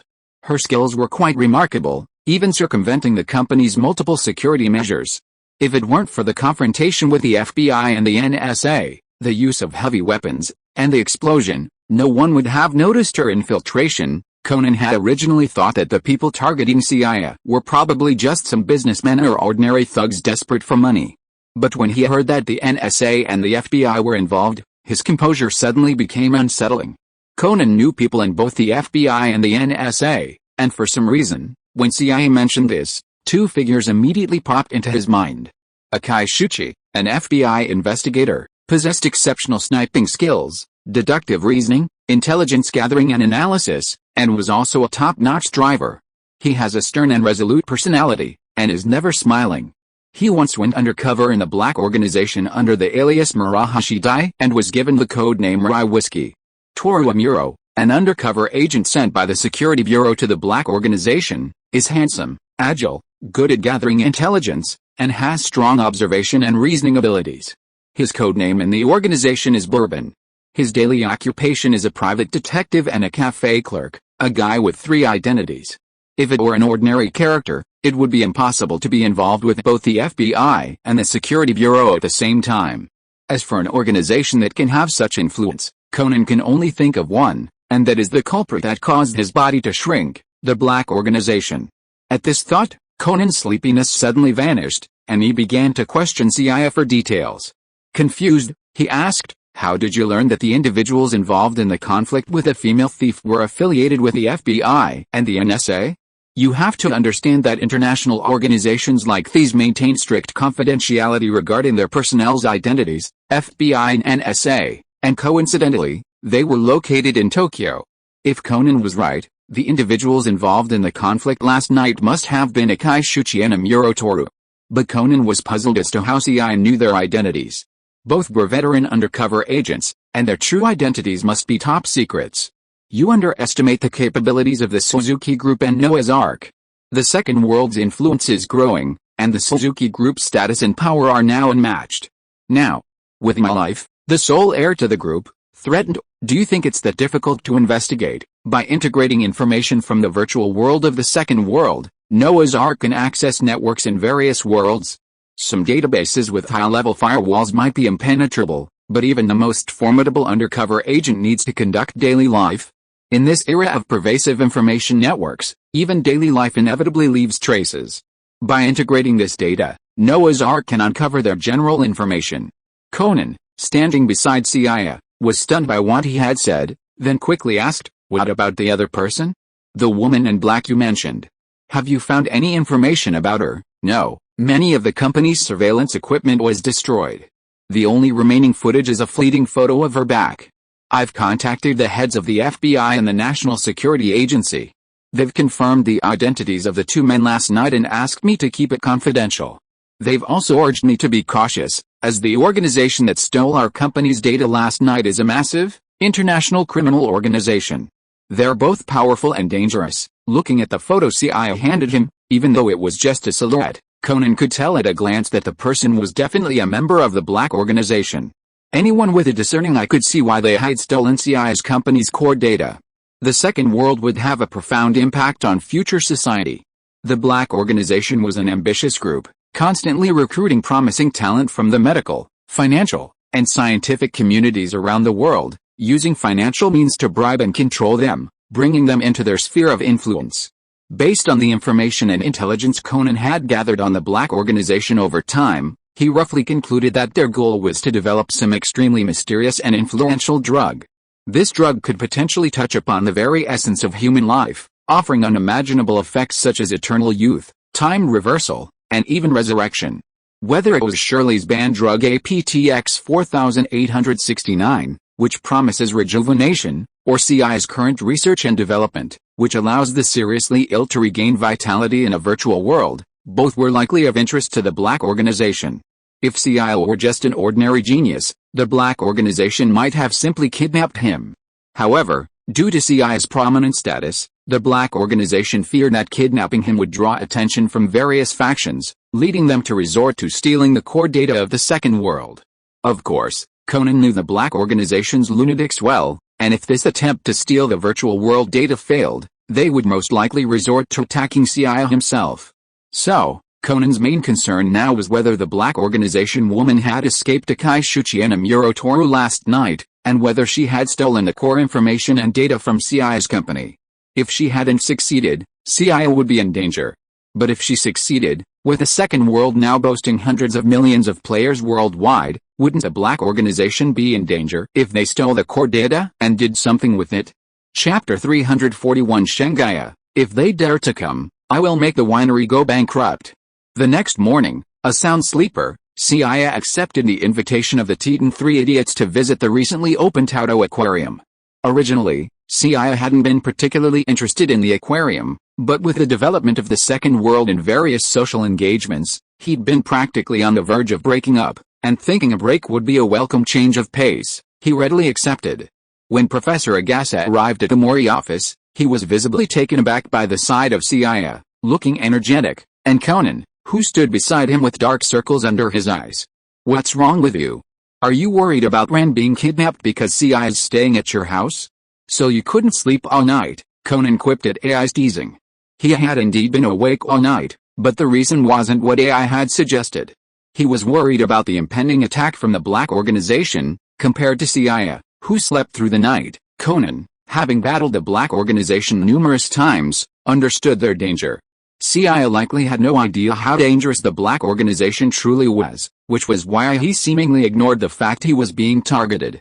If I told you, Seiya, you're being targeted by those guys, would you be able to sleep? AI, who had been teasing Conan with a playful tone, froze in place upon hearing Conan's sudden words.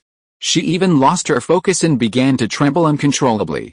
Ever since her sister's murder, AI had developed a jinn phobia, becoming paralyzed by the mere mention of the organization. After a brief moment of fear, AI, realizing Conan wasn't joking, looked at him in astonishment and asked, "What the hell is going on?" AI, a former member of the organization, had no reason to hide anything about the Black Organization from them. She might even be able to offer some valuable advice, so Conan unleashed the full story. I called Mr. Toru Amuro this morning, and he confirmed that someone from the organization had indeed infiltrated Seiya's company last night. Strangely, while that member managed to escape him and Akai Shuchi, he hasn't received any instructions from the organization to complete their mission. In other words, the member who infiltrated Seiya's company last night may have defected or been injured. If we can't find or contact that person, Jin and Vodka might have to take action. At the mention of Jin's name, AI's body shuddered for no apparent reason. Ever since her sister's death, she'd lost her only family in the world, and the Black Organization's pursuit had left her feeling extremely insecure. Sometimes, in the dead of night, AI would even call her sister's old number, pouring out her heart before deleting the recording. This was her only way to express her worries and her need for security. Does Seiya know anything about the Black Organization? AI asked again, watching Seiya giggle with the Titan trio. He's more capable than you think. With the computing power of the Noah's Ark and the backing of the Suzuki Group, he even uncovered the true identities of Akai Shuchi and Amuro Toru. However, since he had never encountered the Black Organization and didn't know how dangerous Jin and the others were, he seemed a little careless and underestimated them. Seiya, who had been chatting casually with the three Titan idiots, used his keen five senses to hear Conan and AI whispering to each other, and the corners of his mouth curled up slightly. Conan really did himself injustice by saying that the Black Organization was careless and underestimated the enemy. He was of course aware of how dangerous the Black Organization was in this world, but so what? No matter how powerful and dangerous those people were, weren't they still human? Could they use supernatural powers such as psychics, spells, and ninjutsu? Seiya was not really underestimated, but he didn't take Jin and the Black Organization seriously at all. No matter how dangerous the other side was, they were nothing more than a group of thugs using modern weapons. Even if many of Seiya's powers from another world were unusable in this world, he could still defeat them all with his inhuman physical fitness. Before, in the virtual world of Cocoon, he couldn't show off, but now it was the real world. Even against so-called planes and artillery, Seiya was not afraid at all. It would be better if Jin and the others didn't come to kidnap him. If they really came, he would let this broken distillery go bankrupt. Just when Seiya and his group were heading to the amusement park, the FBI, the NSA, and the Black Organization all took action. Judy and Andre, who were lurking in Beacon Town from the FBI, received orders from their superiors to protect Seiya secretly. Because of his special undercover identity, Toru Amuro couldn't directly protect Seiya secretly, but his department also dispatched other colleagues. Dr. Agassi's Beetle was driving in front, and the FBI and NSA cars were following slowly behind, but their seemingly covert actions were still discovered by the vigilant Conan and AI. It seems the FBI and the NSA are also worried about something happening to the eldest son of the consortium. That's perfectly normal. Seiya is now more than just the heir to the Suzuki Group. The second world he developed alone embodies considerable international standing. If anything were to happen to Seiya, it would be a tremendous loss not only to this country but also to the world. AI had to admit to Conan's point that the virtual world Seiya had developed had indeed benefited society and humanity. However, she didn't believe the Black Organization would be lenient because of this. Even with the FBI and NSA's covert protection, if the organization identified a target that needed to be captured and killed, Jin and his team would absolutely use any means necessary to achieve their goal. A nearly extinct black Porsche 356A stopped in front of a tavern. A tall, thin man with long silver hair and a burly man with slightly dark skin and sunglasses stepped out of the car and entered the tavern. Both men were dressed in black suits and bowler hats, but judging by their conversation and demeanor, it was clear that the taller, slender figure was the one who was in charge. "Jin, you're quite late for your appointment," a woman with short orange hair, black eyeshadow, and a somewhat crazed expression, wearing a black bodysuit, said to Jin from the bar with an annoyed look on her face. Chapter 342, Kill Kurosawa and Kidnap Suzuki Seiya. Chianti, be polite to my brother, or else. Hearing the punk chick woman's sarcastic remarks directed at Jin, Vodka, Jin's loyal follower, was eager to step forward and warn her. However, just as Vodka was about to move forward, Jin, standing beside him, held his hand out to stop him. He then slowly lit a cigarette and said calmly, "There's a traffic jam." Chianti, seeing Jin's calm tone as if ignoring her, was about to say something provocative, but her partner, Cohen, spoke up. "Chianti, that's enough." Chianti and Cohen were the Black Organization's snipers, with a range exceeding 600 yards. They were not only exceptionally skilled but also extremely skilled. They were often tasked with carrying out assassination attempts on targets. "Jin, what mission did you send us here for? Is there any prey worth hunting?" Inside the tavern, besides Jin and Vodka, who had just arrived, and Chianti and Cohen, who had arrived earlier, there was another beautiful, sexy blonde. However, both Chianti and Cohen disliked and resented the other woman, so they had barely interacted before Jin's arrival. As an acquaintance within the organization, Jin knew of the feud between Chianti and Vermouth, so he turned to the blonde and asked, "Vermouth, have you gotten any useful information? Was that Kurosawa killed, or betrayed?" An outsider would have noticed that the woman Jin called Vermouth was actually the renowned actress Chrissy Wynyard. Jin had summoned Chianti and Cohen primarily to determine Kurosawa's current situation and to conduct his operations.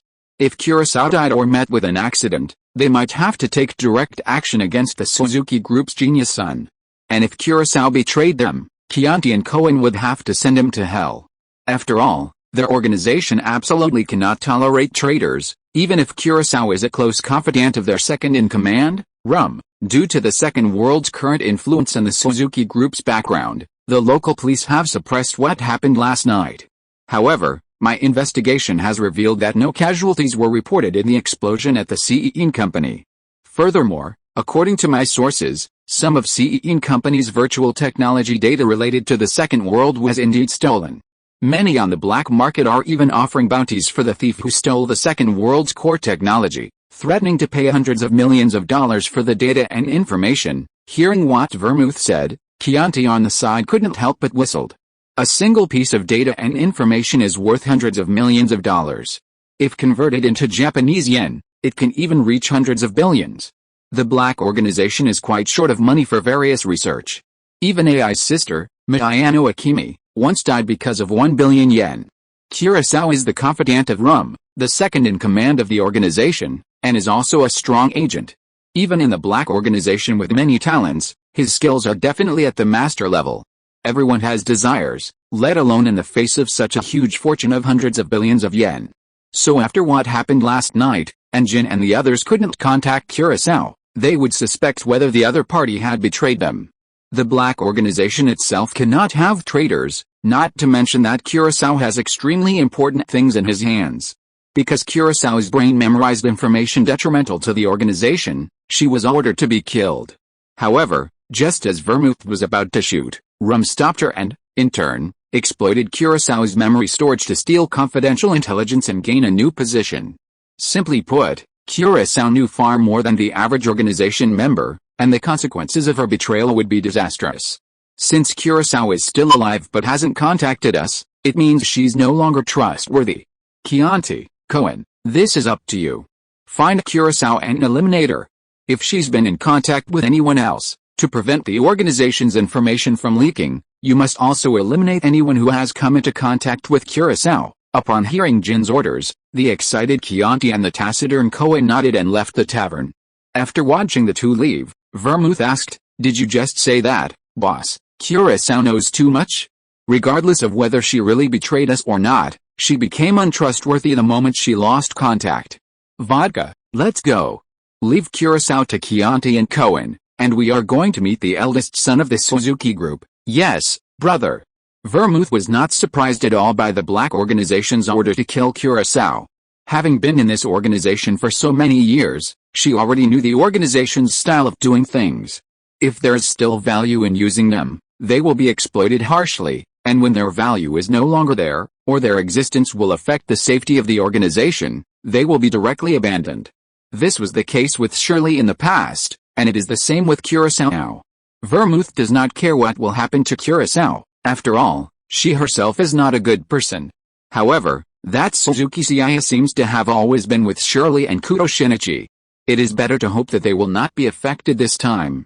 Vermouth is also a ruthless person, but because she was saved by Shinichi and Xiaolin once in New York, she has been secretly protecting the two. She has always known that Shirley and Kudo Shinichi did not die after taking APTX 4869 and became smaller, but she has never reported it to the organization. Jin is a cold-blooded and heartless guy. If those children were with him when he kidnapped Suzuki Seiya, they would be in danger. After watching Jin and the others leave, Vermouth frowned, disguised herself as Okitaya and left. Suzuki Seiya is the person the organization wants to capture, and no matter how capable Vermouth is, she can't save him. However, Kudo Shinichi and Xiaolin did her a favor in the past, and she wants to try her best to prevent the young couple from being involved in this storm. Chapter 343, Unscientific in the World of Science. While Jin and the others were making their move, Seiya and his group also arrived at the Tauto Aquarium. After a few rounds of fun, the Teton three idiots clamored to ride the Ferris wheel. While some children were riding, Seiya spotted a beautiful young woman with long silver hair sitting on a nearby bench. She was dressed in professional attire and had a rare bicolor eye. Her left eye was blue, her right an almost transparent gray.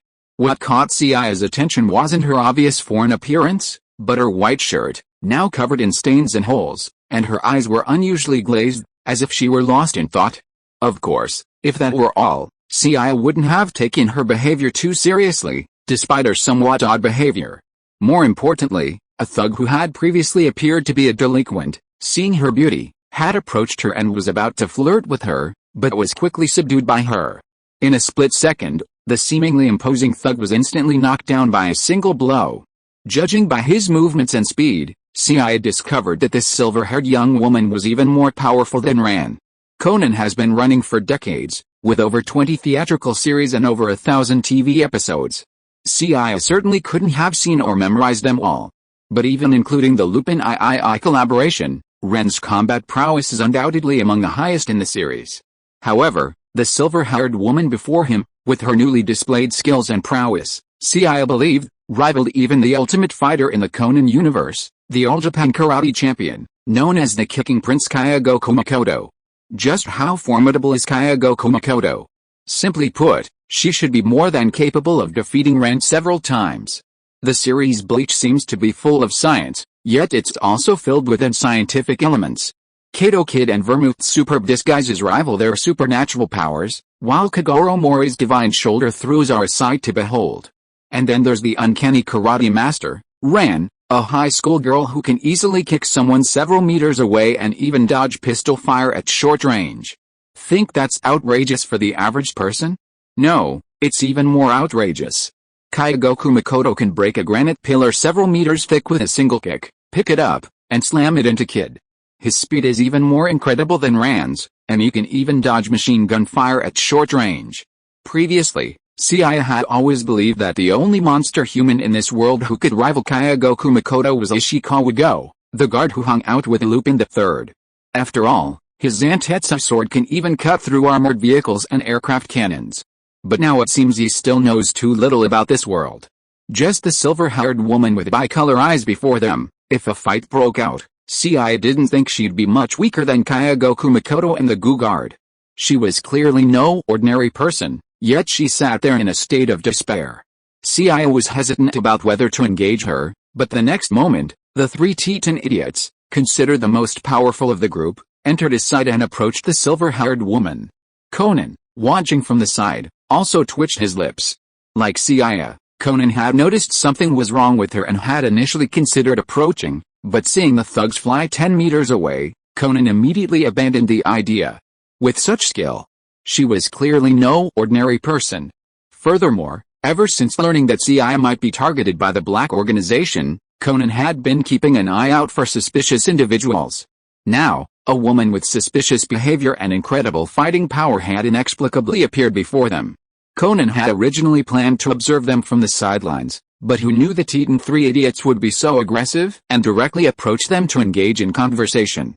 Seeing Ayumi and Genta approaching, not only did Seiya and Conan stand on guard, ready to strike at any moment, but even Judy and the others, who were hiding in the shadows to protect Seiya, were now nervous. Andre, has headquarters responded? Who is that guy? Judy and the others had already noticed her when the silver-haired woman had kicked the thug who had approached her. As FBI investigators, they could clearly see that the techniques she had just used were not karate or aikido, the kind you could learn at a dojo, but true military martial arts. Anyone who could use such martial arts could hardly be an ordinary character. The reason they hadn't immediately taken action was because Judy and the others were unsure of her true affiliation. If they turned out to be local law enforcement, and the FBI clashed with them, it would be quite troublesome. Big sis, you're so beautiful. Are you a foreigner? Thank you, little sister. You're very cute too. As for whether I'm a foreigner, I'm sorry. Something happened, and now I seem to have forgotten a lot of things, even who I am, compared to the lecherous delinquent before. Kurosawa, who could clearly sense Ayumi and the others' harmless intentions, now smiled gently. Big sis, have you lost your memory? Do you remember why you're here? Faced with Mitsuhiko's questioning, Kurosawa tried to recall her memories, but quickly found nothing. Then, disappointedly, she shook her head and said, I'm sorry, I just can't remember. Then why don't you call the police?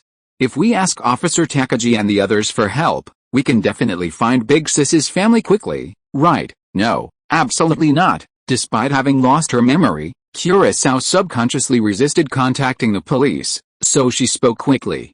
Seeing that Kurosawa didn't want to call the police and looked helpless, the Titan trio exchanged glances before quickly breaking into a simultaneous smile and saying, in that case, let us, the junior detectives, help you, Oni-san, regain your lost memories. You intend to help me? But you're just kids, right? Or, although Kurosawa had lost her memories due to her injuries, she still had some common sense and understanding. Though she had forgotten who she was, what she did, and why she was here, she could sense that these children might be in danger if she got involved. Just as she was about to refuse the Titan trio's offer, Ayumi and the other brats, feeling slighted, said, Oni-san, don't underestimate us, the junior detectives. We're amazing. We've helped adults solve many cases before, and we have Seiya and Conan, too. We can definitely help you regain your memories. Chapter 344 The Silver-Haired Beauty Who Lost Her Memory. So, you guys are just taking the liberty of agreeing to something like this again, But when the Titan trio dragged the bewildered Kurosawa to Seiya and Conan and explained the whole story, they were stunned.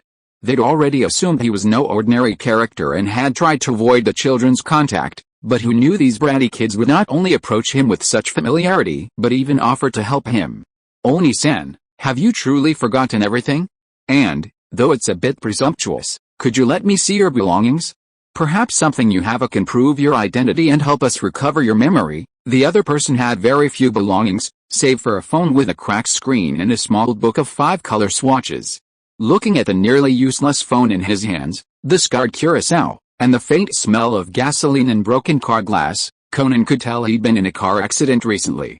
The reason for his memory loss was probably due to the impact on his head caused by the car accident. After stating his theory, Conan calmly turned to Seiya, asking him with his eyes if he thought the woman in front of him was a member of the black organization who infiltrated his company the night before. However, in response to Conan's gaze, Seiya shook his head, indicating that he was not sure. Since the development of Second World was completed and officially launched, Seiya has rarely been at the company. Nowadays, the daily operation of the virtual world is sufficient to rely solely on Noah's Ark and a few technical personnel of the company.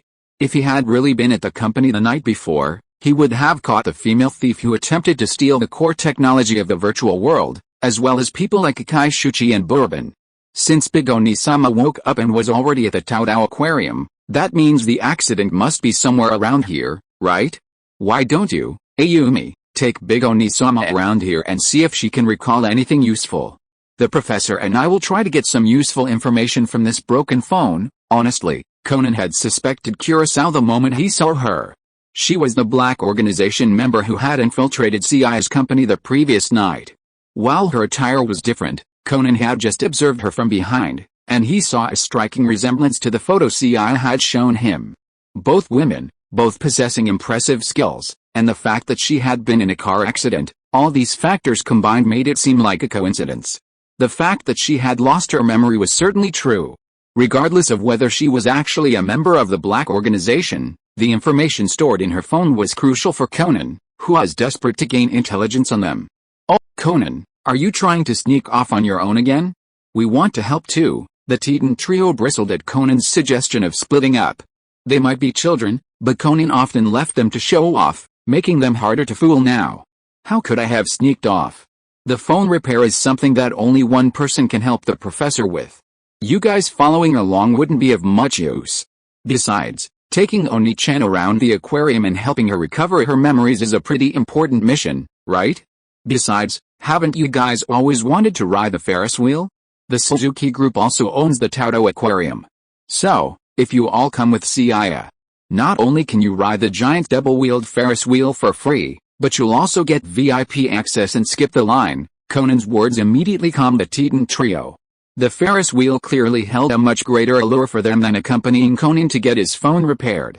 However, after hearing Conan's promise to the 3 idiots of Titan, Seiya on the side was not happy and pulled him aside and said, "Hey, you're obviously asking me to be a nanny for these little brats. Didn't you say before that you wanted to relax? And it's because you are more reliable than Ayumi and the others that I want you to help watch over that woman." Although it is true that the other party has lost her memory, no one knows whether such a short-term amnesia will suddenly recover. Hearing Conan's tone like coaxing a child, Seiya said in a bad mood, "Don't give me that, don't treat them as those 3 idiots over there. If it's just about monitoring them, Habara AI can do it alone, right? Habara can indeed take care of the children, but without you, the eldest son of the Suzuki Group, and those who are secretly protecting you, I really can't let them go." Seiya wanted to say something, but Habara AI, who also understood Conan's intention, pretended to be nonchalant and said, "I heard that the Ferris wheel in the Taodao Aquarium is the first double-wheeled Ferris wheel in Tokyo. As long as you ride the Ferris wheel to the highest point, you can even overlook the entire city. But I heard that because it is very popular, there are quite a lot of people queuing up. If Seiya doesn't come with us, we will probably have to queue for half a day, right?" Habara AI's words made the 3 Titan idiots, who had been longing to ride the Ferris wheel, unable to sit still. After looking at each other, they immediately stepped forward and pulled Seiya's arm. "Ayumi, Seiya, you'll come with us, right?" "Genta, Seiya, it's boring for Conan to go fix his phone. Why don't you come ride the Ferris wheel with us?" Mitsuhiko, yeah, there are 5 of us. Conan's the only one going solo. It's definitely our group that helps Oni-chan regain her memory. Finally, Seiya was dragged away by the children, looking hopeless. Conan immediately called the Bikacho Metropolitan Police Department. He wanted to ask Officer Takagi to ask Ms. Yumi from the Transportation Department if there had been a major traffic accident near the Tauto Aquarium last night. The presence of Kurosawa near the Tauto Aquarium meant the accident site was within walking distance. Finding the scene might lead to more useful clues. To Conan's surprise, Officer Takagi whispered that there had indeed been a traffic accident on the overpass near the Tauto Aquarium last night, but all related information had been blocked, allegedly on orders from above. Oh, it was so hard to write. I also saw a lot of people complaining that the Conan arc was not well written. Originally, after finishing Baker Street Phantom, the Conan arc should have changed the world. But this pure black nightmare of Kurosawa really made me feel so sad after watching the movie. So I really wanted to change Kurosawa's tragic ending, so I ended up writing it anyway. If you are listening to this novel on a channel other than Fanfic World, it means it was downloaded and re-uploaded without effort. We warmly invite you to visit our channel, Fanfic World. There you will find the original version of this story and many other novels of various genres. We look forward to seeing you dive into a world of incredible novels. Chapter 345, Miss Huion thinks she is a bad woman. If it were a simple car accident, the Bika Metropolitan Police Department wouldn't have been required to suppress the information. Officer Takagi's response further convinced Conan that the amnesiac older sister was a member of the black organization who had infiltrated Seiya's company. To confirm this, Conan called Bourbon again. Bourbon, who was still working at the cafe, immediately asked for leave in a panic upon hearing Conan's call and hurried out. Bourbon had been involved in the car accident on the overpass the previous night and knew all the details. He also knew that the silver-haired woman Conan was talking about had been involved in the accident because her car's tire had been hit by a Kaishuchi's sniper rifle. A normal person, faced with a car out of control like that, would have perished in the flames. However, the woman, with remarkable agility, leaped from the disabled car and landed in the water beneath the overpass. Although Bourbon had never met the woman they had fought, he had heard of a member of the organization who specialized in stealing intelligence, named Kurosawa. Kurosawa was a close confidant of Rum, the black organization's second-in-command. A figure of Rum's rank was out of reach for Bourbon, who was always under suspicion within the organization. So, when Bourbon heard Conan had Kurosawa's broken phone, he was naturally anxious. If the information on the phone could be repaired, they might be able to learn Rum's true identity and even more confidential black organization information. Compared to Conan's actions, Seiya and his companions were quite relaxed and at ease. The Titan Three, with their shady personalities, quickly bonded with the amnesiac Kurosawa. Kurosawa's childlike innocence reassured him, even bringing a smile to his face that left Seiya stunned. Finally, don't be deceived by her appearance. Edogal should have already told you that this woman is most likely part of the organization. Don't be fooled by her gentleness towards Ayumi and the others, and may seem like a kind person, but that's only because she's lost her memory. Once she remembers everything, she'll be a completely different person. Anyone in the organization is extremely dangerous, so I advise you not to let your guard down. Habara Ai, seemingly nonchalant, approached Seiya and spoke these words to him. Traditionally, the fewer people who knew about the black organization, the safer it was. However, Seiya was implicated in this incident, and Conan had already told Ai that Seiya knew about their lives, which is why Habara Ai had come to warn him. Only those who have come into contact with a black organization can truly understand how dangerous they are. Conan and Habara believe that Seiya's careless attitude, due to his lack of experience with a black organization, was dangerous. I have a different perspective on what you're saying. I'm not entirely sure what kind of person this older sister was in the past. But the smile on her face right now is genuine, I can tell. In other words, she's genuinely happy now, and truly loves Ayumi and the others. There's no such thing as unfounded good or evil. Now that she's lost her memories, perhaps she's revealing her true self. If joining the organization is inherently evil, then can I understand why Habara-san also considers herself a heinous criminal? After hearing Seiya's words, Habara paused for a moment, then looked at him seriously and said, I've never considered myself a good person. Whether from a scientist's perspective or to complete the research left by my parents, Helping the organization develop the drug APTX 4869 is tantamount to aiding and abetting evil. Drugs themselves aren't good or bad. In the right hands, your research could benefit humanity. But if you consider yourself a heinous criminal simply for creating APTX 4869, Seiya was about to correct the girl's perspective, but when he noticed Kurosawa and the excited Titan trio approaching, they both dropped the subject. Ayumi and the other two, each holding a keychain depicting an aquarium animal, delightedly exclaimed to Seiya and the others about Kurosawa's impressive performance. Kurosawa, who had been smiling, suddenly turned and headed back to the shop when she realized the Titan trio had received a gift, while Seiya and Ai, both children, hadn't. Seiya and Ai were initially puzzled by Kurosawa's actions, but only understood when they heard Kurosawa arguing with the shop owner. Kurosawa, perplexed by the fact that Ayumi and the others had received a keychain gift, while Seiya and Ai, who were with them, hadn't, wanted to replay their earlier game of darts. However, after witnessing Kurosawa's skill in dart throwing, the shop owner flatly denied her request, citing a one-time limit on each player. Throw 3 darts from 10 meters away, and each time you land one, you'll receive a souvenir keychain. Honestly, this game sounds simple, but hitting the bullseye is actually quite challenging. But this woman just landed all 3 darts. She's not here to throw darts, she's just here to buy goods. It's one thing she took 3 keychains, but now she wants 3 more, which the store owner naturally won't agree to. I'm sorry, Seiya and Ai, I was hoping to win 3 more keychains so you and Conan can each get one, but, hearing Kurosawa's words, Seiya and Ai were stunned. Then, after another glance at the dartboard not far away, Seiya, with a ruthless generosity, pulled out a wad of bills and said, "Boss, each person can only play once, right? Then I want to give it a try." The store owner, visibly dumbfounded by the stack of 10,000 yen bills before him, handed the darts to him, stunned. As soon as he got his hands on the darts, Seiya threw them immediately, to the cheers of the Titan 3 idiots. Ding! Seiya threw all 3 darts simultaneously, so much so that the sound of them hitting the target was a single one. Everyone present stared at the target nearby, stunned. Each of Seiya's darts had landed precisely in the center of the target. Even when Seiya received 3 more dolphin keychains in different colors from his boss, the boss looked as if he was dreaming. The 3 dolphin keychains were blue, crimson, and rainbow. Seiya handed the crimson keychain to Habara Ai, who was standing nearby, and said, "Everyone who sees it gets one. This is for you." Then, Seiya turned to Kurosawa, his signature childlike smile, and said, "This is for you, big sis. I hope your life will be as beautiful and wonderful as a rainbow, and I hope you'll remember your own affairs soon." Chapter 346 Seiya, I'm not an ordinary Shota. Kurosawa was visibly stunned when she saw the rainbow keychain Seiya handed her.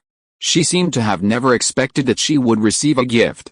And when she saw the rainbow keychain in her hand, for some reason, Kurosawa suddenly felt some images flash through her mind, so much so that she couldn't help but hold her head and groan in pain. Kurosawa's sudden abnormality obviously made Ai, who was still looking at the crimson keychain in her hand, suddenly look nervous. Compared to the worried faces of the 3 Titan idiots, Ai was very clear that the woman in front of her was a member of the organization. Don't look at her now. She is smiling and laughing with them, and even looks very gentle. But once she regains her memory and sees her target, Seiya Suzuki, right in front of her, no one can guarantee what she will do. Oni-san, are you okay? Did you just remember something? Hearing the worried voices of Ayumi and the others, Kurosawa, who had been slumped to the ground due to a severe headache, finally regained her composure. Looking at the worried children before her, she smiled and said, "Don't worry, I'm fine. And thank you very much for your gift, Seiya. I'll definitely treasure this keychain." Upon hearing Kurosawa's words, Ai, who had been secretly observing him, breathed a sigh of relief. Unbeknownst to her, Kurosawa's memories, though not fully restored, had been restored thanks to the multicolored keychain Seiya had just given her. She remembered her name as Kurosawa, and that she was from a criminal organization specializing in intelligence gathering. Her brain's immense storage capacity made her highly valued by the organization. Whenever she gained intelligence, Kurosawa would use the multicolored cards she carried with her to reinforce her memory. That night, she had been in a car accident, suffering a blow to the head, and then, upon seeing the multicolored lights of the Taodao aquarium, she had lost her memories again. The keychain Seiya had just given her was painted in the vibrant colors of the Taodao aquarium, so seeing it suddenly brought back a flood of fragmented memories. But honestly, despite having regained some of her shattered memories, Kirito wasn't particularly happy. She finally understood that she was part of a criminal organization, which was no wonder she'd been so reluctant to report it to the police.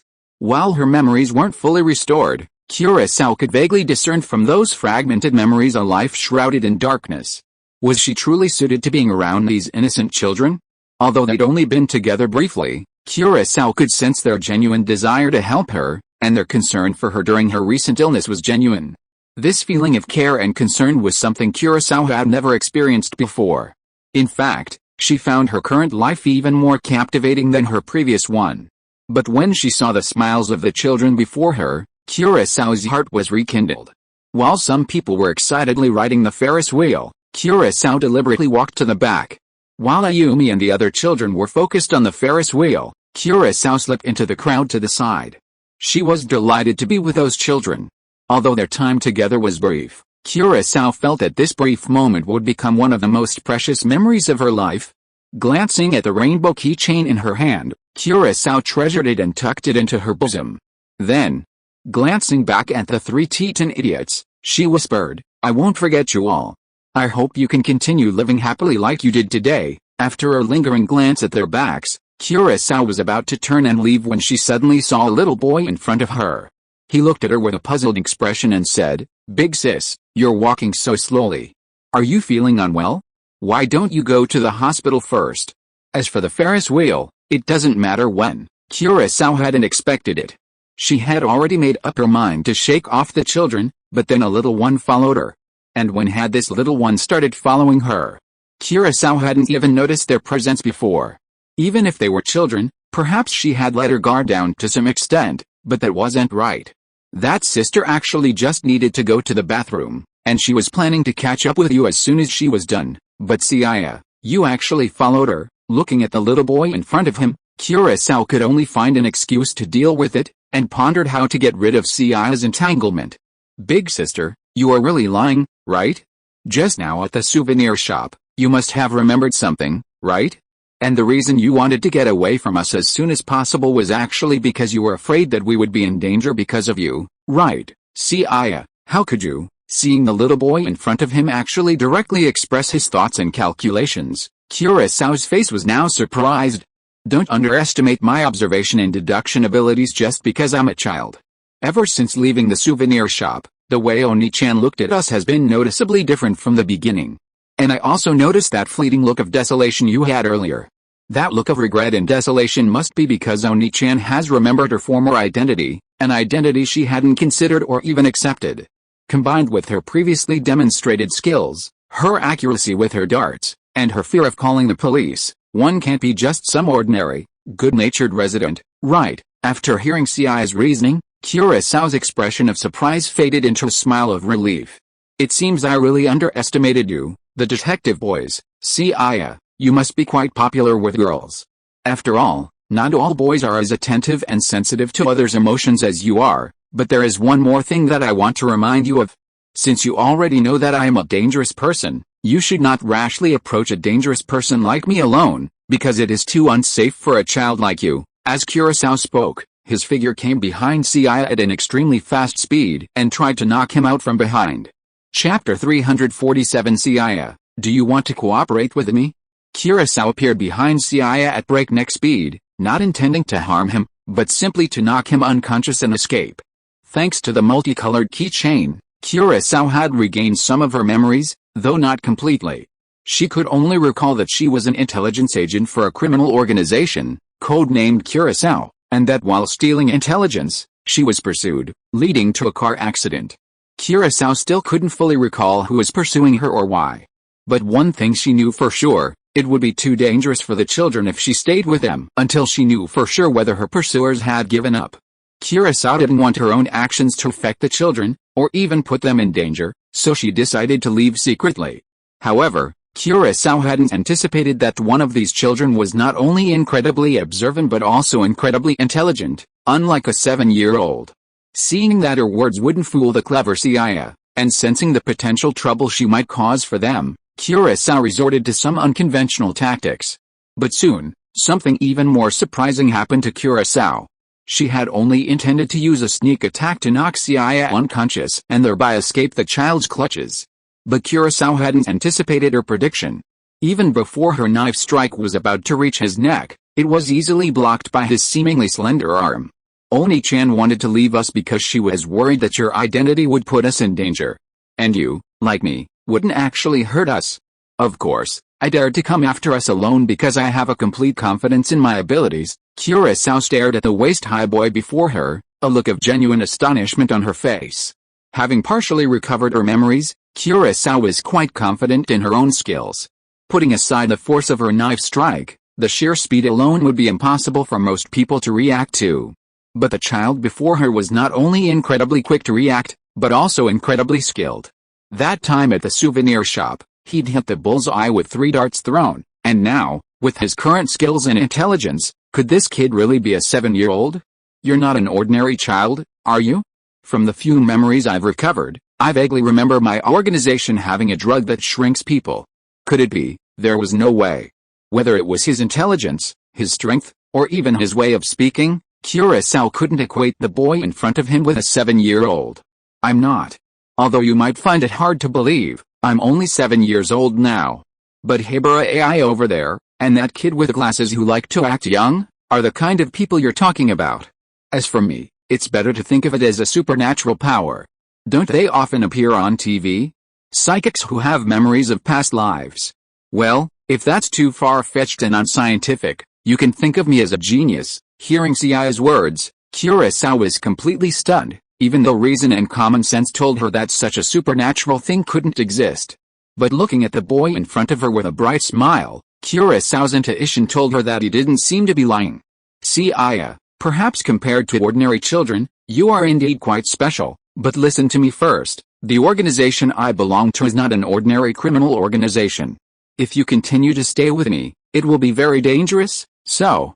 I know the organization you belong to, Big Sister, and even if I don't stay with you, I am already in a dangerous situation because I have been targeted by people in your organization. Curacao was interrupted by Seiya before she could finish her words. When she couldn't hear what Seiya said, Curacao was stunned. Before Curacao could recover from his surprise, Seiya continued, ever since you disappeared after stealing our company's information, I've been targeted by your black organization. So, our current situation is essentially the same. If I continue to follow Aomi and the others, I'll put them in danger as well.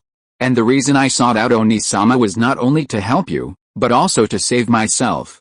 So, Oni-sama, are you planning to cooperate with me, a person in your same boat, or will you consider me a burden and abandon me here? If Curacao had previously wanted to stay away from them to protect them, then if Seiya, who had already explained his situation, were to be abandoned by Curacao again, it would prove that what Hebera had said before was correct.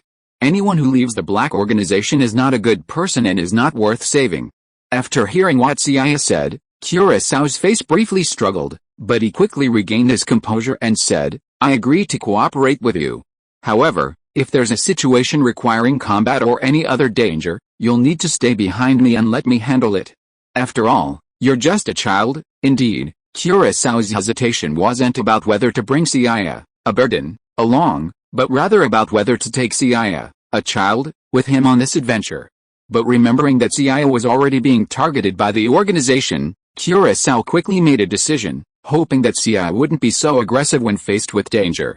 Upon hearing Curacao's response, Seiya responded with a naive smile, thinking to himself, Miss Hebera, it looks like I've won this time. Since you've already agreed to cooperate with me, shouldn't you have told me your name beforehand? I've forgotten my name, but my code name within the organization is Curacao. Curacao is a liquor produced in the Caribbean, a Dutch island nation. Besides its transparent color, it also comes in 5 other colors, red, green, blue, orange, and white. It was only after hearing the codename Curacao that Seiya finally confirmed that the silver-haired lady before him was from the fake distillery, no, a member of the black organization. Curacao, huh? Then, let me formally introduce myself once more. I'm Seiya Suzuki, the youngest son of the Suzuki Group. I'm grateful for your guidance, thank you, Seiya, Curacao said, smiling at the solemn Seiya before him. Chapter 348 The sky is falling, Seiya is being held hostage. Sister Kurosawa, since we've decided to cooperate, and to escape the threats posed by the Black Organization, our first priority is to evade surveillance. Kurosawa, who had been smiling, suddenly took on a solemn expression upon hearing Seiya's words. Then, through surreptitious observation, she realized that there were indeed quite a few obscure gazes directed their way. Due to her previous amnesia and the sheer number of people around the Taodao Aquarium, Kurosawa hadn't paid much attention. But now, thanks to Seiya's reminder, Kurosawa realized that many eyes were fixed on them. Those watching us are probably from the FBI and the NSA. They're not our enemies. But if we remain under their surveillance, the Black Organization won't show up, and we won't be able to solve the problem.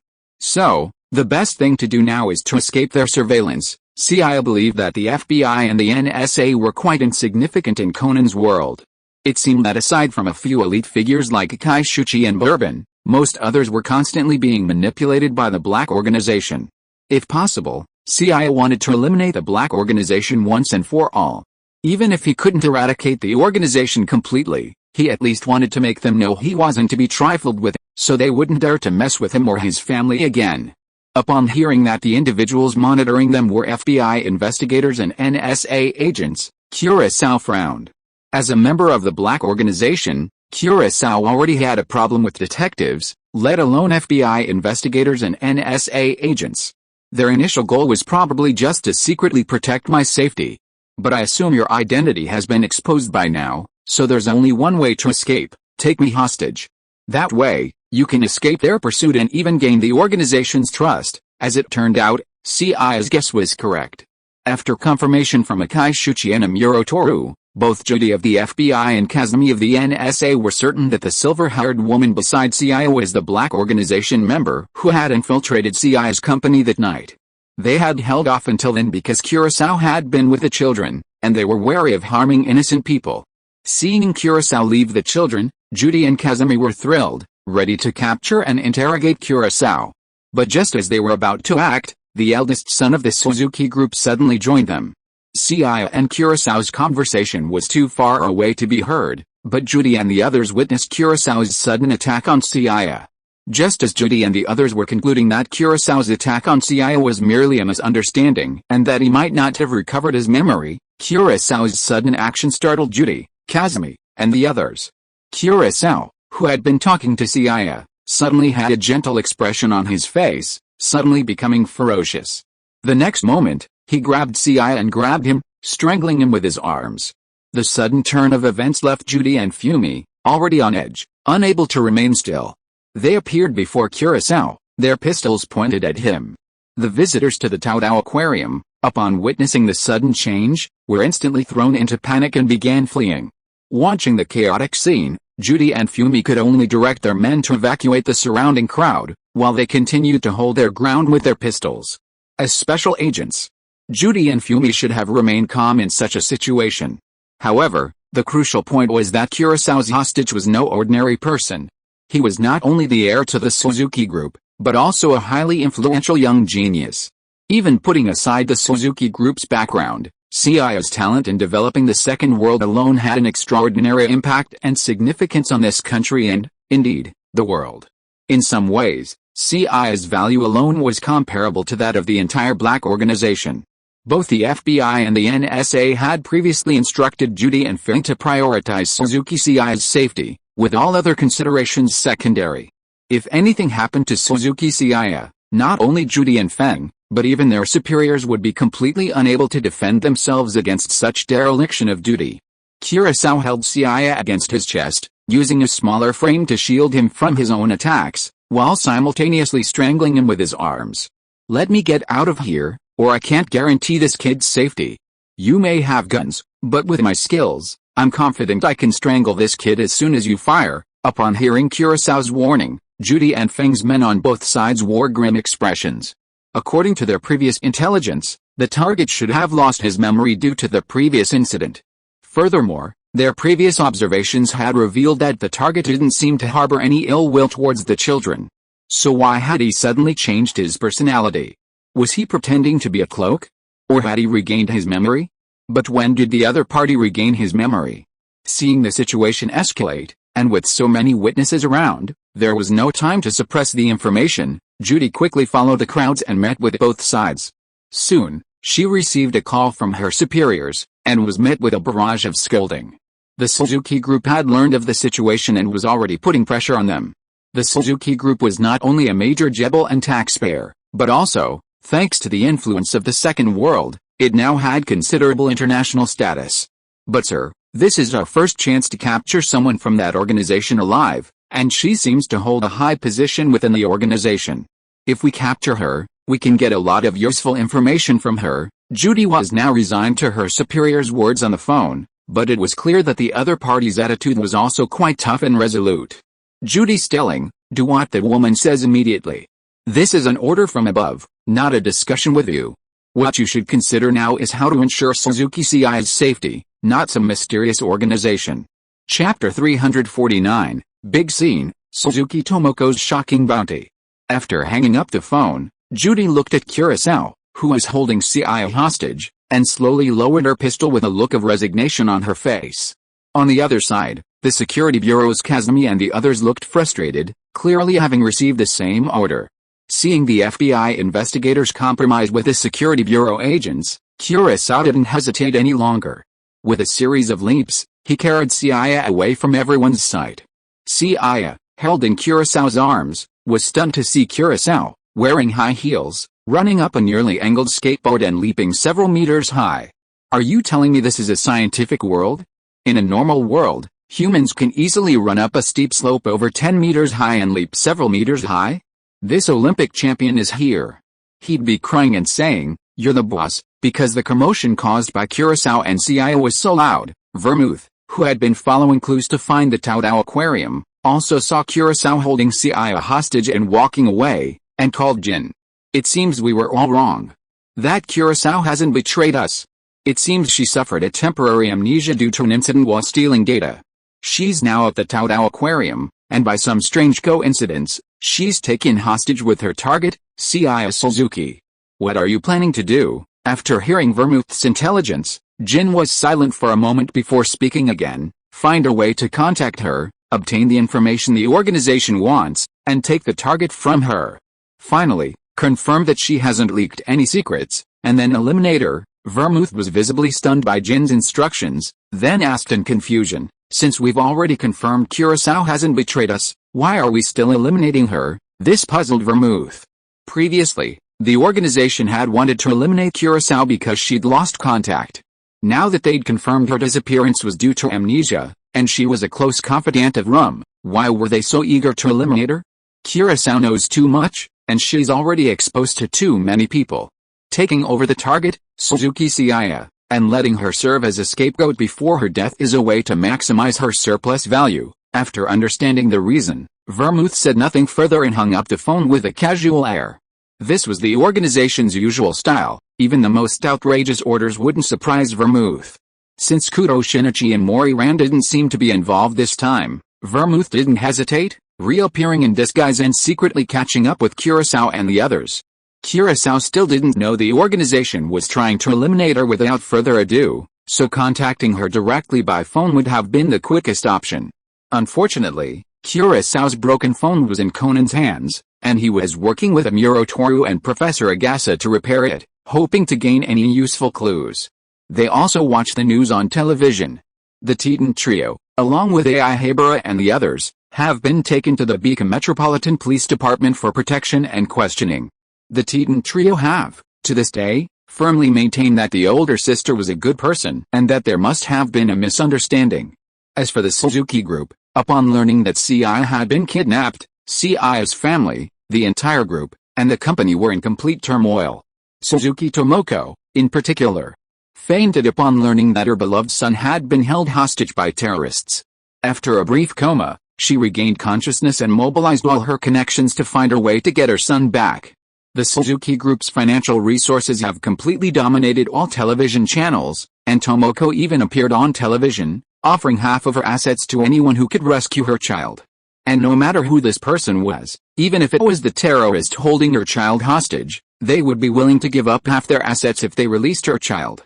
Upon hearing this news, the world erupted in excitement. The Suzuki Group was already one of Japan's largest conglomerates, and their wealth was beyond words. With half of the assets of the Seiya company alone, and the influence of the Second World, becoming the world's richest man was no small feat. Making such a promise put a great deal of pressure on Suzuki Tomoko. However, unlike before, she refused to compromise with her family this time. She fought to the bitter end, knowing full well that wealth and status were not as important as her precious son. The Taodao Aquarium was now packed, despite the widespread knowledge that a murderous terrorist was currently inside. But as the saying goes, money can make the world go round, and money can make the world go round. This is a nearly eternal truth, no matter where you are or what you do. The city of Tokyo convened an emergency meeting overnight due to this incident, summoning officers from all metropolitan police department jurisdictions and mobilizing a large number of personnel to impose a strict lockdown on the entire Taodao Aquarium. However, the police's lockdown could only protect ordinary people. Many mercenaries and well-known assassins, who had arrived from all over the country, had infiltrated the Taodao Aquarium through their own methods. Their motives were self-evident. Saving the eldest son of the Suzuki family would essentially guarantee a life of luxury. The risk to their lives was simply not a consideration for these individuals. Didn't mercenaries and assassins live on the edge of life? Now, they were equally desperate. With just one move, they could secure a comfortable life for the rest of their lives. What was there to hesitate about? In short, the Taodao Aquarium was now a hive of activity, a gathering of unscrupulous individuals, and even the metropolitan police were experiencing a headache. There was no other way. The reward offered by the Suzuki Group was simply too tempting. Faced with such a huge profit, few could resist. Because the mobilization of special armed forces required multiple reviews and approvals, the only official force currently responsible for sealing off the Taodao Aquarium was the Tokyo Metropolitan Police Department, which put a great deal of pressure on Inspector Mumu and the others. Chapter 350 The Unscrupulous Black Organization. Jin, the situation seems a little beyond our expectations. How long will it take you to get here? After knocking down the two mercenaries who came here because of the bounty offered by the Suzuki Group, Vermouth called Jin again and explained the situation here. Have you found their location? Yes, they're currently hiding in the aquarium's twin-wheeled Ferris wheel.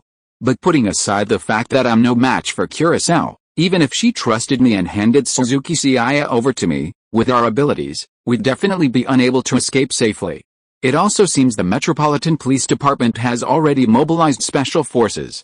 Once a large force arrives, the chaos here will likely be quickly quelled. Hearing Vermouth's report, Jin, on the other side, bit his cigarette butt and grinned. First, follow the plan and plant the bomb on the Ferris wheel. I'll be there soon with Chianti and Cohen. It's been a long time since we've had a grand spectacle, and this is a good time to test out the helicopter attack we acquired. Jin's words sent mixed expressions through the faces of those around him. Vodka, as always, was the loyal younger brother, always doing what his boss said. Cohen, as usual, was taciturn. Knowing that a major battle was about to begin, he quietly prepared his equipment. Only Chianti was like a madman. Knowing the chaos was about to begin, he was completely excited and couldn't wait to ask when to leave. Meanwhile, Conan and Bourbonhide sneaked into the Taodao Aquarium and, using their detective badges, questioned Seiya about what was going on. Upon learning from Seiya that he had deliberately allowed himself to be held hostage by Kurosawa in order to eliminate several key members of the Black Organization once and for all, Conan and Bourbon were visibly shocked by Seiya's idea. Seiya, listen to me first.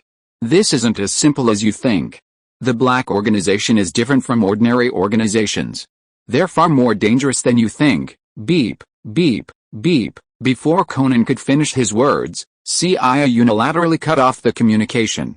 Seeing the detective badge that had lost communication, Bourbon next to Conan also said, I originally thought that you were the most disorderly kid I have ever seen, but I didn't expect that this young master of the consortium is even crazier than you. Now is not the time to make sarcastic remarks. We must find Seiya and Kurosawa immediately, otherwise everything will be too late. Hearing Conan's complaints, Amuro Toru spread his hands without curiosity and said, You said it too lightly. The Taodao Aquarium is not small.